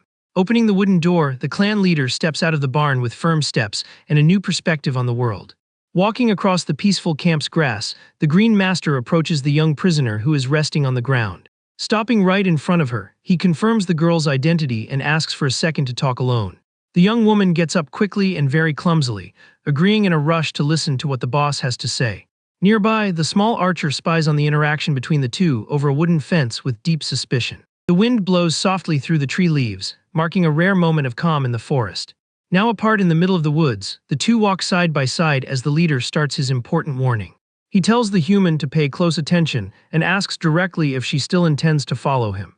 With a steady gaze, the MC makes it very clear he cannot promise absolute protection on this new journey. He warns that the road ahead will be much worse than anything she has ever faced, telling the young woman she will have to take care of herself. Demanding certainty, the warrior asks if she still wants to join him knowing this, and the answer comes full of conviction. The big monster stares at the girl in silence for a moment, accepting her determination and asks her to memorize an important phrase. Speaking words in an ancient, guttural language, he dictates the exact term that will identify her as a goblin's war prize.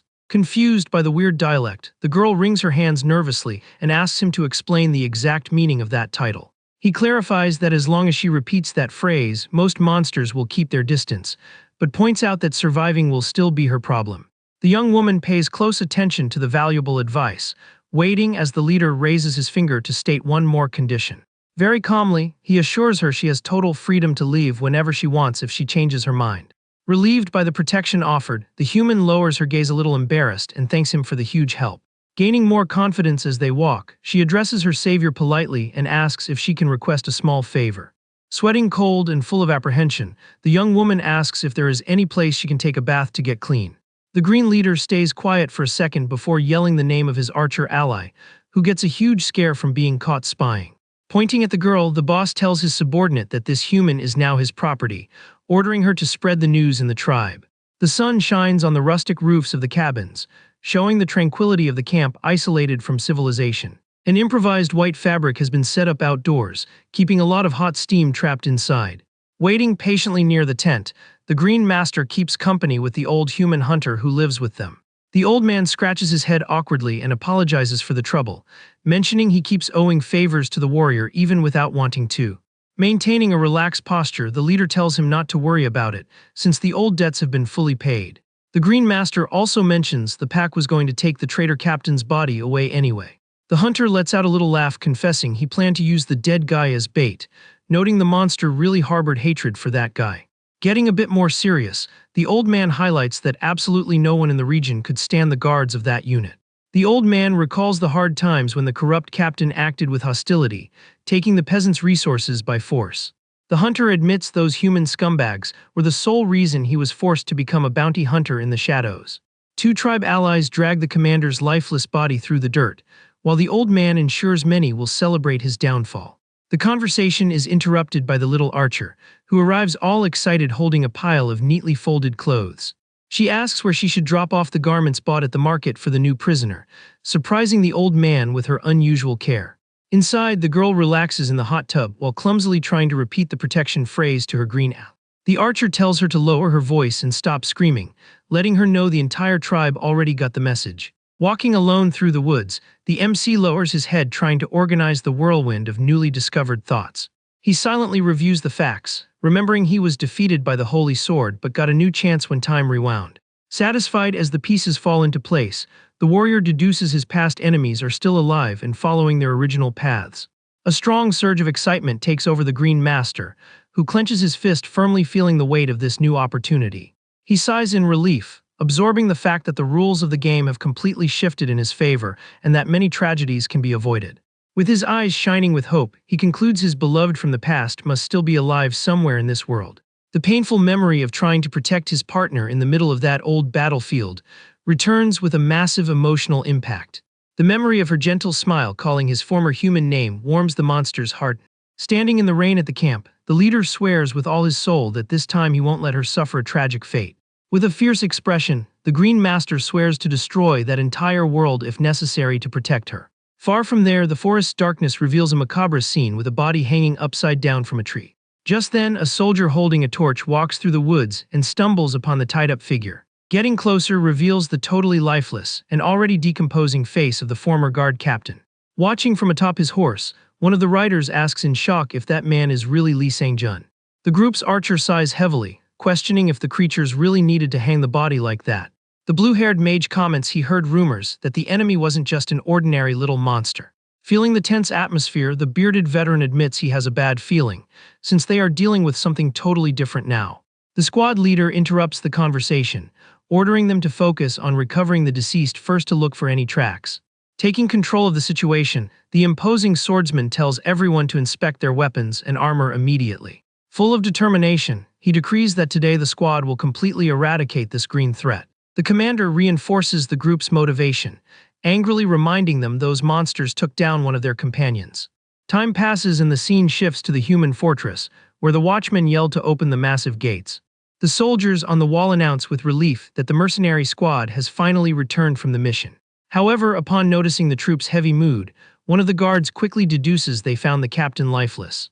Walking with a lot of arrogance, a man approaches and asks casually if they found the target.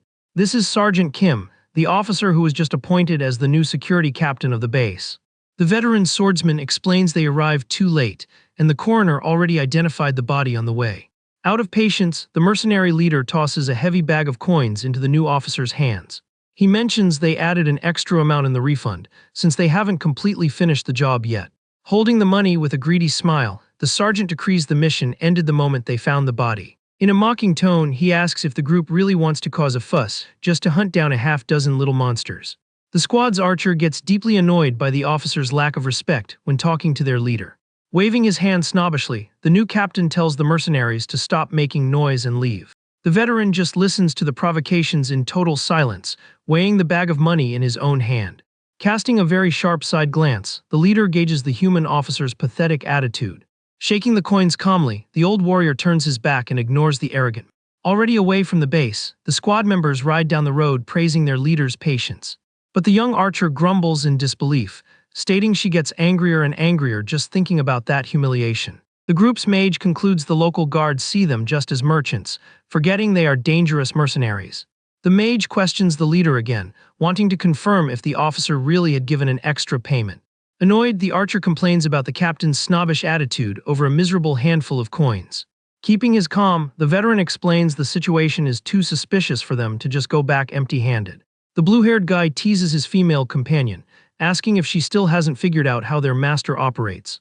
He notes they are heading towards the private homes to investigate on their own, confirming the strategy.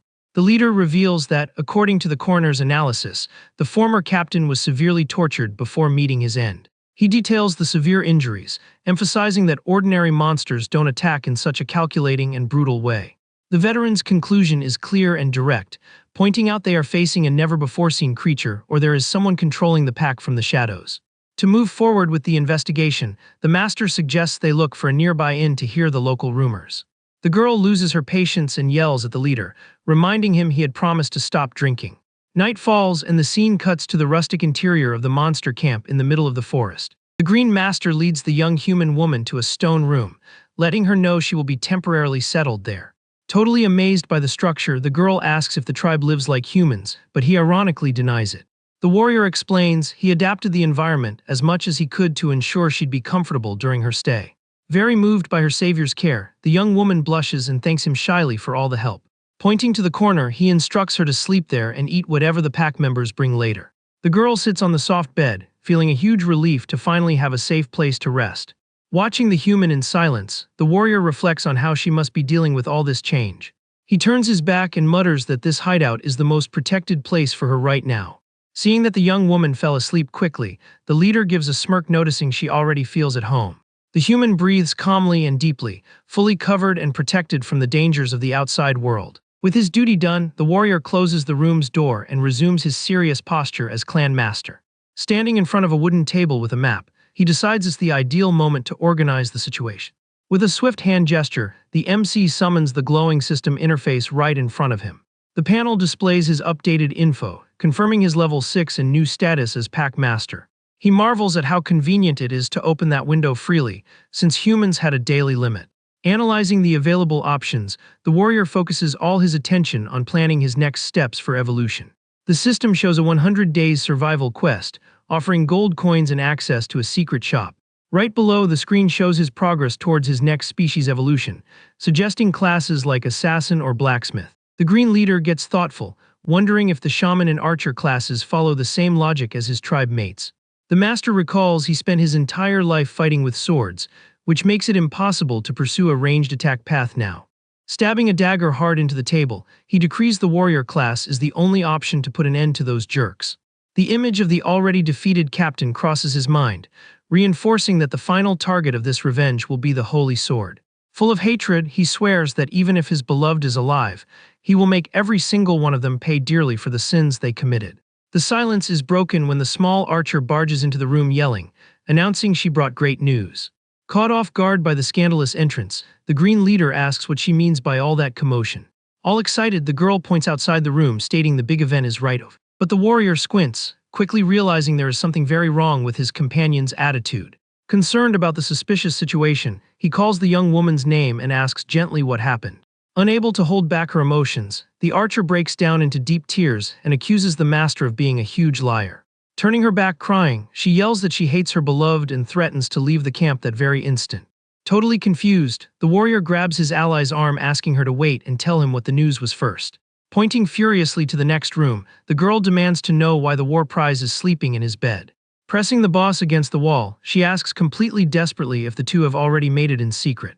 Heartbroken, the archer cries loudly, remembering he is her man and should have been with her first. Desperate, the little archer hugs the green master with all her might. She looks up full of tears, still very shaken by the previous situation. The warrior sighs and assures her this is a bunch of nonsense, because he didn't do anything like that. Hearing this, the young woman stops crying right away and asks if he is telling the truth. With a confident smile, the leader confirms he is her man after all. Immediately, the girl's face turns completely red with euphoria, thinking it is their moment. Trying to get back to the main topic, the boss asks what the big news was that she brought. The archer widens her eyes, suddenly remembering the danger that was approaching. Pointing outside, she panics, warning that the ash hunters are looking for him. Confused by the weird name, the MC asks who she is talking about. She repeats the name, yelling, stating they are a very dangerous mercenary group. The leader tries to pronounce the title but messes up, forcing his companion to correct him desperately. He thinks for a moment, trying to jog his memory to where he has heard of that gang before. A sudden memory hits the warrior hard, leaving him quite shocked. Grabbing his ally's shoulders, he demands to confirm if she is really talking about the ash hunters. Still scared, the girl replies that she had been trying to warn him about that the whole time. At that, the Green Master slowly lets go of his companion's shoulders. He runs down the hall in a hurry, outraged at having to deal with those people so soon. The scene shifts to a dark cave, where humans run desperately trying to reach the exit. One of the summoned young men flees panting, feeling the heavy exhaustion of that chase. Suddenly, a monstrous creature emerges from the shadows and attacks with a scythe. A human ally steps in front and blocks the heavy blow using his weapon. The impact throws the monster backward, while the young man yells the name of the partner who saved him. Keeping his guard up, the warrior tells the boy to snap back to reality and focus on escaping. The summoned one freezes, still trying to process the danger he just survived. Right after, a powerful magic ice attack hits the creature and blows it away. The young man looks over his shoulder, totally shocked by the sudden intervention. Appearing in the tunnel, the bearded veteran introduces himself as the leader of the mercenary group. Keeping his calm, the elderly man kindly asks what the survivor's name is.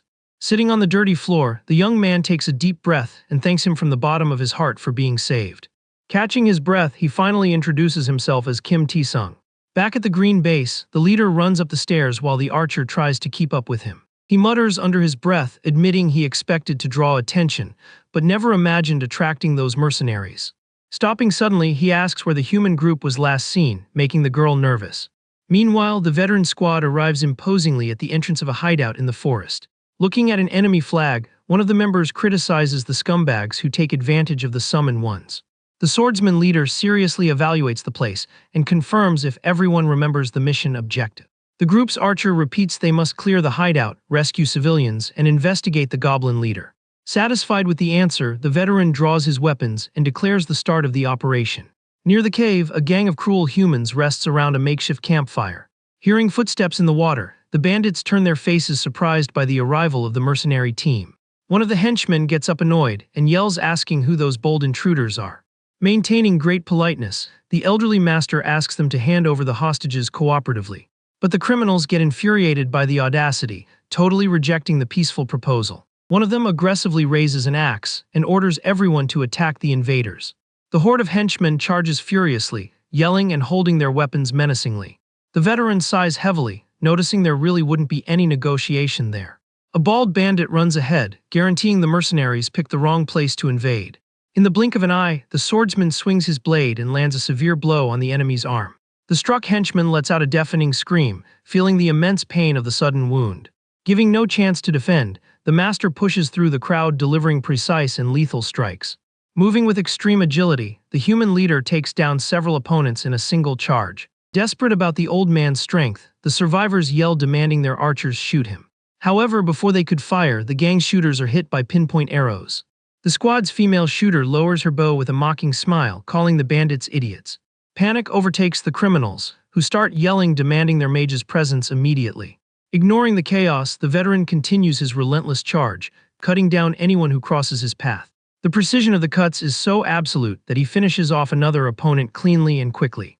Standing amid the defeated men, the swordsman takes a deep breath and comments he must be getting old. Right then, a blast of freezing energy is shot stealthily towards the mercenary leader. The young archer spots the ambush and screams desperately for the master to fall back quickly.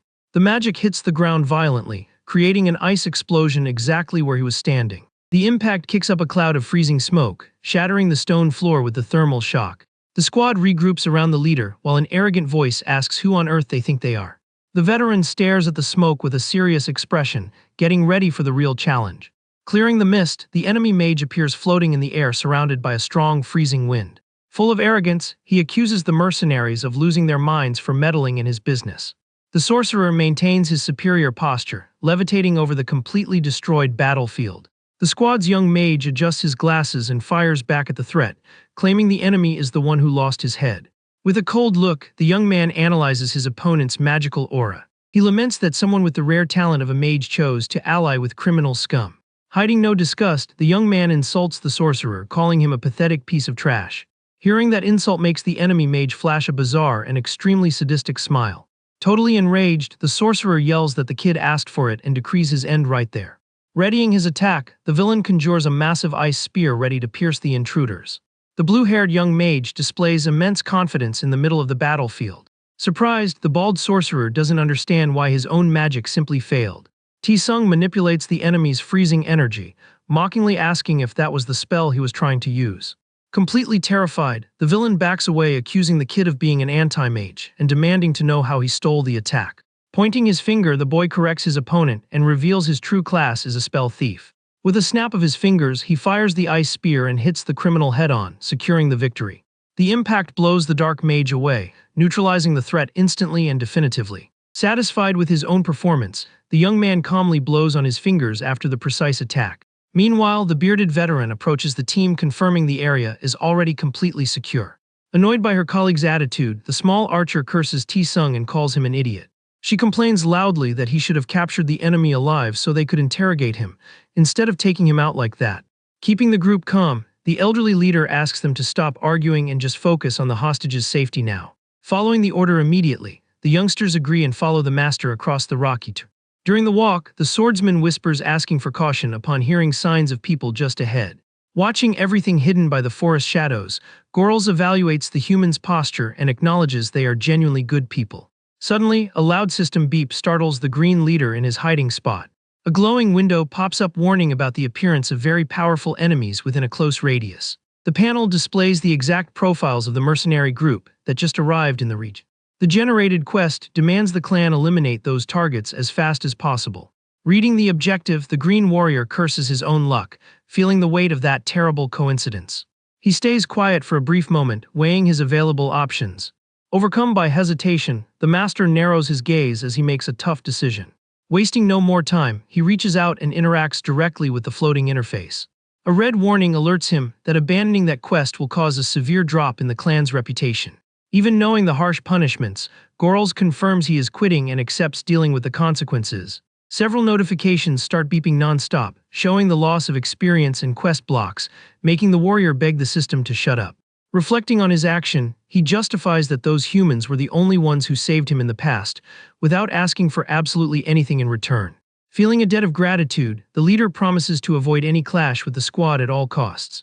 Meanwhile, a rustic wooden sign marks the peaceful entrance to the village of Pendleton. Running desperately through the wooden gates, a little boy shouts that the mercenaries have finally arrived. Riding horses, the heroes stroll calmly down the dirt road, bringing the rescued hostages.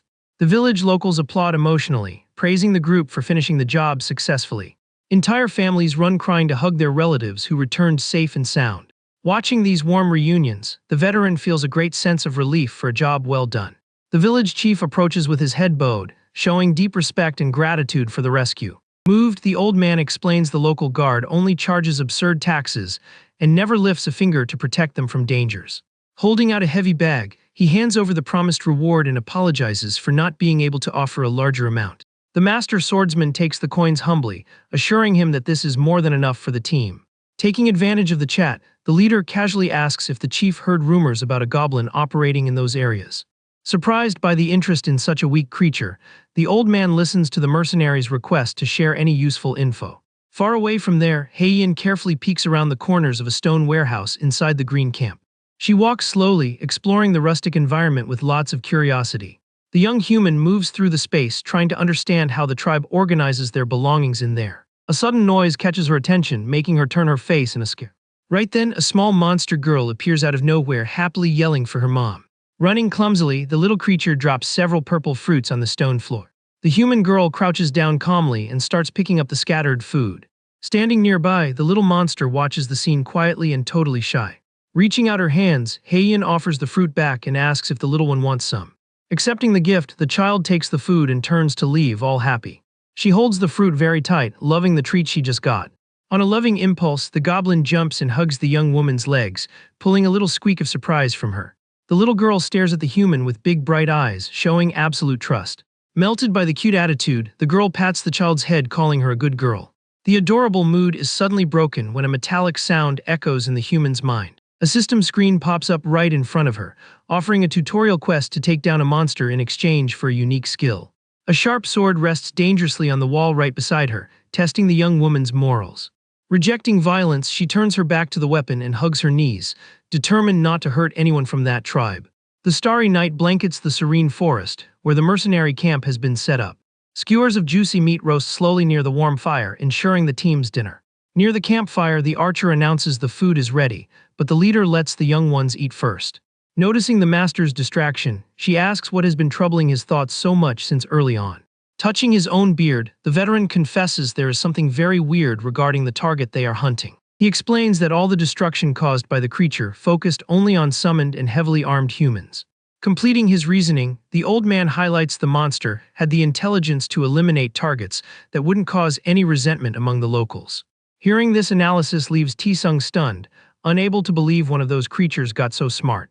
The master warns the situation is even worse, recalling the conversation he had with the village chief hours ago. He reveals the local rumors claiming this specific target can speak the human language perfectly. Finding it all to be sheer madness, the girl laughs and accuses the boss of making up stories. The casual chat is interrupted by the sound of footsteps crushing dry leaves nearby. A mysterious voice echoes in the darkness, calling the mercenaries by their group name directly. Gorls appears walking calmly among the trees, revealing his presence without any fear. On high alert, the human team quickly draws their weapons and takes a combat stance. Unfazed by the appearance, the veteran notes the green leader has already investigated them deeply. Maintaining immense confidence, the monster decides to skip introductions and get straight to the point. All the tension starts up again when little Meave fires a fast arrow as a totally aggressive warning. The young mage T-Sung acts fast and blocks the projectile in midair with his bare hand, showing his great reflexes. Surprised by the sudden ambush, the mercenary squad members go on high alert in the forest. Showing lots of calm, the young man announces he got the warning shot, but politely asks them to avoid doing that again. Far away, Gorls had already ordered his allies to set up a heavy siege around the village of Pendleton. Staring coldly at the humans, the Green Master guarantees the pack knows exactly what to do with that village if he doesn't return soon. T-Sung is shocked to realize the monster used the place as a hostage, while the group's archer admits the elderly leader was right. Quite confused by where the situation is heading, the blue-haired guy wants to know what this whole trap really means. Gorls points to himself with massive irony, asking if they thought he went all the way there just to chat. However, he confirms he just needs a moment of their attention, making the bearded veteran sit on the ground willing to listen. The mercenary leader agrees to hear him out, prompting the Green Warrior to demand they stop tracking him and leave the region. Giving a friendly smile, the old man explains their mission is to hunt the creature attacking people, but offers a deal if the monster stops. Rejecting the offer on the spot, Goral states there are specific human targets that must be eliminated and he won't stop until he succeeds. The elderly mercenary assesses the harsh attitude and comments the creature is incredibly smart, but terrible at the art of negotiating. With that, he sighs in regret that, this way, the two sides will never be able to reach a peaceful consensus. Taking the floor again, the Green Master warns darkly that he didn't go there to bargain, but to prevent them from meeting a tragic end. He sets a strict deadline of just 1 week for the human squad to completely leave that territory. With a totally sharp look, the warrior decrees this is the final show of courtesy he will offer the group. Meanwhile, at the tribe's base, Heian watches the movement around her with a quite thoughtful and serene expression. A small goblin enjoys a purple fruit right in front of her, exuding cute innocence on the dirt floor. Tense about the system's glowing quest, the young human grips the handle of a heavy sword with immense apprehension. She squeezes the steel weapon tightly, seeming to try and build the courage needed to make a terrible decision. But the little creature holds up the fruit, offering her a piece, cruelly contrasting with the system's warning telling her to take out a monster. The quiet night covers the small mercenary camp in the middle of the brush, far away from all that tension. Feeling something weird, the squad's archer turns her face startled, realizing the place is being watched closely. Hiding in the shadows, masked assassins confirm their targets and instruct the team not to ruin the victims' faces. One of the henchmen gives a disgusting smile and suggests they take down the men first, planning to harass the girl in the group later. Prepping the cowardly attack, the gang leader pulls his mask over his face and decrees the start of that dark op. However, he falls back quickly and tells everyone to wait, noticing something different just appeared in the area. The assassin freezes, totally confused, seeing Gorals walking alone through the darkness, not understanding what a goblin is doing there. Going back to the end of the peaceful talk, Gorals repeats his intention: there is only to spare the mercenaries from an unnecessary tragedy. The 1-week deadline is reinforced again, placing a huge weight on the bearded veteran's shoulders. He adds a crucial detail, demanding they raise a white flag on the 5th day as absolute proof they accepted the proposal. The tone gets extremely heavy as the warrior assures that, if their paths cross once more, the outcome will be unforgivable. With lots of sincerity in his voice, he asks the humans not to let this situation turn into a real catastrophe for both sides. The mercenary leader just stares at the monster, immersed in a tense silence, weighing every word he just heard. Satisfied with the warning given, the Green Master turns his back and disappears, walking calmly through the dark woods. Just then, one of the assassins spying on the scene suffers a swift and silent attack from behind, being neutralized on the spot. The rest of the criminal gang goes into total shock, wondering if the heroes made a deal with the creature and how it knows how to speak. Terrified of the imminent danger, the henchman's boss decides to abort the mission right there and return to the guard base. Silence once again dominates the wooden crossroads in the middle of the night after the bandits' cowardly escape. Already back at the green hideout, the little goblin keeps enjoying the purple fruit, clueless to any danger. Watching that genuine joy makes Heian's heart melt completely, feeling an immense relief. The little girl insists on sharing her meal, stretching out her little arms, which makes the human give up entirely on attempting any malice. Parading proudly through the stone corridors, Gorals is revered by his companions who hail him as the great captain. The MC turns his face with some concern as he notices a sudden commotion coming from the warehouse. He stops abruptly at the rustic room's door, caught completely by surprise by what he finds inside. Finding the scene weird, the master calls Heian's name and asks what on earth she thinks she is doing now. The human turns around with a big friendly smile and a knife in her hands, holding up the perfectly clean fruit. Being totally cute, the monster child explains the peels are gross and the kind human promised to peel them all off first. The green warrior sweats cold, perplexed by the situation, trying to understand how that girl manages to adapt to captivity so fast. Adopting a tough stance, he advises the prisoner not to get attached if she doesn't intend to live with the tribe forever. A bit embarrassed by the unexpected scolding, the young woman lets out a nervous giggle, swearing she was just preparing a snack. The leader hides his awkwardness by touching his own forehead, while Heian pets the child's head, asking her to eat slowly. Far away from the mountains, the bright morning dawns over the imposing training courtyard of the 13th Military Unit. Inside the official tax collection room, several human officers keep total focus on the paperwork on the desks. A fountain pen scratches the paper swiftly, finishing filling out another one of the base's financial reports. A bureaucrat hands the completed budget directly into the hands of the newly promoted and greedy Captain Kim Hangul. Flashing a malicious smile, the corrupt officer demands they inflate the numbers so they can pocket a good chunk of the money. Bothered by the scheme, an old guard suggests they at least ensure the honest payment the mercenary squad deserves. Without a shred of remorse, the new captain confesses he ordered elite assassins to go after the mercenary group in the forest. He flashes a sadistic smile and points out those heroes could only collect something if they kept on breathing. The loud noise of the wooden door opening cuts the dark chat short immediately. A subordinate runs panting into the official office, announcing the assassin team has already returned. The corrupt commander points his finger full of greed, wanting to know if they brought the heads so he can validate the bounty. Sweating nervously, the messenger reports the attack failed embarrassingly, but the gang has an urgent report. Extremely frustrated with the failure, Kim curses their incompetence and demands to know what could be so important.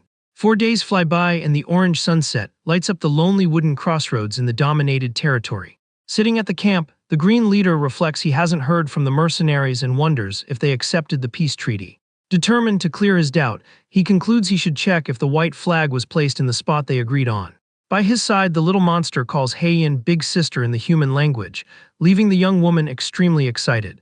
The MC says he is stepping out for a moment and gives the girl a grumpy scolding to stop teaching the child that language. Just then, little Meave appears out of nowhere running at full speed, completely panting and sweating from exhaustion. The archer reaches out her arm calling his name and slams the brakes right in front of him to catch her breath. With a curious and slightly worried look, the ally asks where her man intends to go alone at that time of day. Night falls silently over the forest, lit only by a crescent moon in the dark sky. Walking calmly through the trees, Goral spots something that catches his eye in the dark and recognizes a white flag. Keeping a steady pace, the Green leader deduces with relief that they at least hung a cloth there, which would prevent a direct clash with the mercenary group. He approaches the spear stuck in the ground with the light fabric blowing in the wind to confirm the peace agreement. However, a subtle noise makes the warrior narrow his eyes immediately as he realizes the situation isn't what it seems. Several armed shadows suddenly appear surrounding the MC in the middle of the damp clearing. The men celebrate their jackpot, totally impressed they actually found the talking green creature. Completely frustrated by the intrusion, the master asks who on earth those people are. The human gang leader reveals they belong to the 13th Guard Unit, and capturing him alive is worth a good reward in silver coins. Pulling an arrow on his bow, one of the henchmen warns ironically they are just going to hurt the target's arms and legs a little. Wasting no time, the group charges furiously with their weapons, thinking the victory will be easy against a single target. Adopting a calm and cold stance, the MC draws his blade in an agile move. The first guard lunges with a heavy spear, yelling for the warrior to accept defeat. With immense ease, Goral simply slides to the side and dodges the strike without breaking a sweat. Taking advantage of the enemy's completely open guard, the big monster spins his body readying a lethal counterattack. Night falls silently over the forest, lit only by a crescent moon in the dark sky. Walking calmly through the trees, Goral spots something that catches his eye in the dark and recognizes a white flag. Keeping a steady pace, the Green leader deduces with relief that they at least hung a cloth there, which would prevent a direct clash with the mercenary group. He approaches the spear stuck in the ground with the light fabric blowing in the wind to confirm the peace agreement. However, a subtle noise makes the warrior narrow his eyes immediately as he realizes the situation isn't what it seems. Several armed shadows suddenly appear surrounding the MC in the middle of the damp clearing. The men celebrate their jackpot, totally impressed they actually found the talking green creature. Completely frustrated by the intrusion, the master asks who on earth those people are. The human gang leader reveals they belong to the 13th Guard Unit, and capturing him alive is worth a good reward in silver coins. Pulling an arrow on his bow, one of the henchmen warns ironically they are just going to hurt the target's arms and legs a little. Wasting no time, the group charges furiously with their weapons, thinking the victory will be easy against a single target. Adopting a calm and cold stance, the MC draws his blade in an agile move. The first guard lunges with a heavy spear, yelling for the warrior to accept defeat. With immense ease, Goral simply slides to the side and dodges the strike without breaking a sweat. Taking advantage of the enemy's completely open guard, the big monster spins his body readying a lethal counterattack. Totally desperate for his own life, the man turns his back and runs away through the brush, cursing the trap he walked into. Watching the cowardly stampede, the MC just lets out a tired sigh at such human incompetence. He walks calmly to the pole stuck in the grass, noticing the flag was there as agreed, but the guard just took advantage of the spot. The warrior pulls the spear from the dirt firmly, intending to leave and end that pointless matter once and for all. Suddenly, the ground explodes around him aggressively, catching the green leader completely off guard. In a split second, a glowing projectile tears through the air and hits him square in the chest, making him cough hard. The pinpoint impact burns the side of his armor, revealing it to be a well-planned magic attack. Unable to keep his balance against the brute force of the shot, the master falls backward onto the dirty dirt. Fallen on the damp grass, he grits his teeth trying to bear the sharp pain of the surprise wound. Amidst the kicked-up dust, a shooter's silhouette emerges preparing a new ranged attack. The big monster's eyes widen as he tries to identify who is capable of hitting him so precisely like that. The smoke settles and reveals the young archer from the mercenary group, angrily claiming things should have been like this from the start. Confused by the hostility, Gorls looks at the arrow stuck in him, not understanding the reason for that attack since they had raised the flag. The human steps forward pulling her bowstring again, assuring that if they had acted sooner, many problems would have been avoided. Ignoring the extreme pain, the green leader leans his blade on the ground trying to get up and strike back at the threat. The warrior's hand grips the sword's hilt with immense fury, preparing for the imminent combat. However, a fast movement coming from the shadows catches his eye and leaves him utterly perplexed. Little Meave jumps gracefully through the air and fires one of her arrows right at the human shooter. Caught off guard by the unexpected intrusion, the mercenary backs away quickly to dodge the deadly projectile. The green ally lands with a firm stance right in front of the MC, who mutters her name impressed. Looking over her shoulder, the small archer states with much conviction she came there to protect her man. Glaring at the enemies with pure fury, Meave yells she won't allow absolutely anyone to hurt her beloved. The tension in the night forest reaches a critical point with the arrival of these reinforcements from the green-skinned tribe. Suddenly, the blue-haired young mage is thrown to the ground nearby, landing very clumsily. The young man lifts his head dazed, realizing they were surrounded by the monsters without even noticing. Keeping her aim locked on the humans, the little green girl yells in her native language, swearing she'll defend the master at any cost.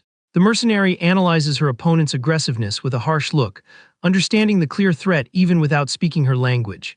The narrative then jumps back to 2 days before this intense confrontation, focusing on a large stone installation belonging to the guard. Inside the closed room, calloused hands locked in heavy iron cuffs rest on a rustic table. The young female shooter and the blue mage sit waiting across from a corrupt officer conducting that suspicious interrogation. The human sergeant acts with total cynicism as he greets the mercenary team smugly. Maintaining a mocking tone, the arrogant man asks if he should now call them the traitor squad. Quite irritated by the baseless provocation, the girl fires back she has no idea where he got that absurd lie to act like that. The young woman raises her voice, angrily asserting the heroic group never made any kind of shady deal with monsters. The sergeant simply mocks her outrage, retorting that their old master had told a very different story. The painful memory flashes, showing the veteran harshly punished and chained to the dungeon wall, taking the blame to protect the youngsters from cruel punishment. Realizing the immense sacrifice the boss made for them, the shooter grits her teeth, overcome by deep sadness and outrage. Spinning a small key in his hand snobbishly, the officer announces he came to the interrogation room specifically to let them go. The heavy metal locks are opened, freeing the mercenary's wrists from the cold grip of iron. The blue-haired guy rubs his hands relieved, but immediately asks what's going to happen to their beloved master. With extreme coldness, the guard holds up a stamped document, explaining this is the paperwork sent to the superiors detailing the veteran's supposed crimes. He lists the false accusations of colluding with the Green Gang responsible for invading the military base and taking out the former guard commander. Overcome by hatred in the face of such a rigged injustice, the girl smashes her own fist against the wooden desk with extreme aggression. She yells that's exactly why she tried explaining their innocence from the start, while her colleague desperately tries to calm her down. Ignoring the young woman's suffering, the sergeant exudes malice and asks her not to lose her temper, warning she needs to hear the entire dirty proposal to the end. The sergeant drops the documents on the table, cynically letting them know that paperwork hadn't been delivered to the superiors yet. The young woman and her colleague keep asserting their own innocence, trying to deal with the pressure of that absurd accusation. With a smug smile, the officer asks directly what they intend to do to save the old leader now.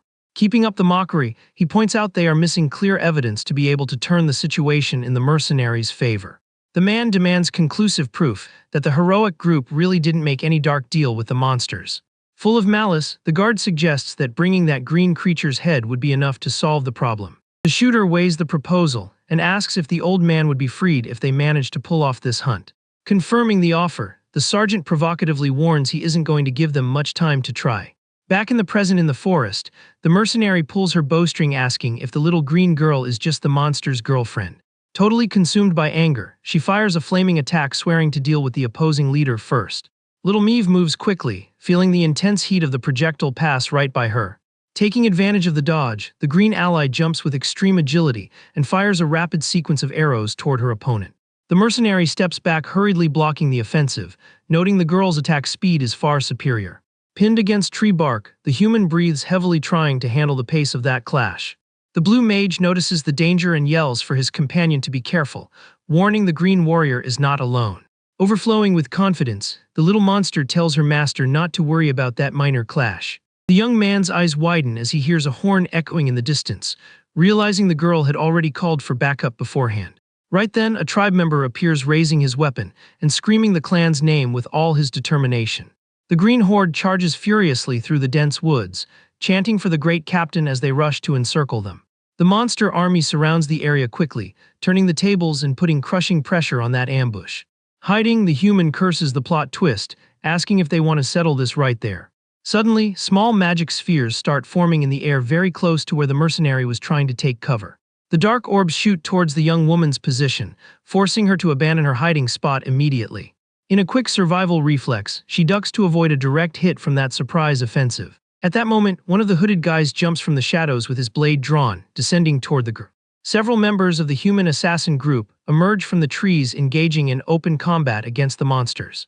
The young mage grabs his companion's arm, telling her this is the exact moment for them to run away from there. Outraged, the shooter tells her colleague to let her go, asserting they need to capture the creature to save the master. But the young man pulls her harder, arguing that if they both fall there, the veteran will be locked up forever. Convinced by the undeniable logic, the human falls back and the two flee, running at top speed through the darkness of the forest. Seeing the enemies scatter, the tribe members raise their weapons and celebrate the green squad's victory. The small archer supports her wounded master, asking him to hold on tight while they take him to the base. The scene changes to the tribe's imposing stone fortress, immersed in the peace and silence of the early dawn. The metallic sound of tweezers dropping a bloody arrowhead onto a plate echoes through the rustic room. The little girl wrings her hands in tears, asking if her beloved is handling the situation well. The green leader sweats cold and confesses the pain is so bad he feels he might end up not making it. Lying on the stone floor, the warrior tries to endure the suffering while his ally promises she brought some help. He reflects bitterly on the mercenary squad, totally frustrated for letting things get to that point. The MC regrets the failure, admitting his true intention was just to let those humans live in peace.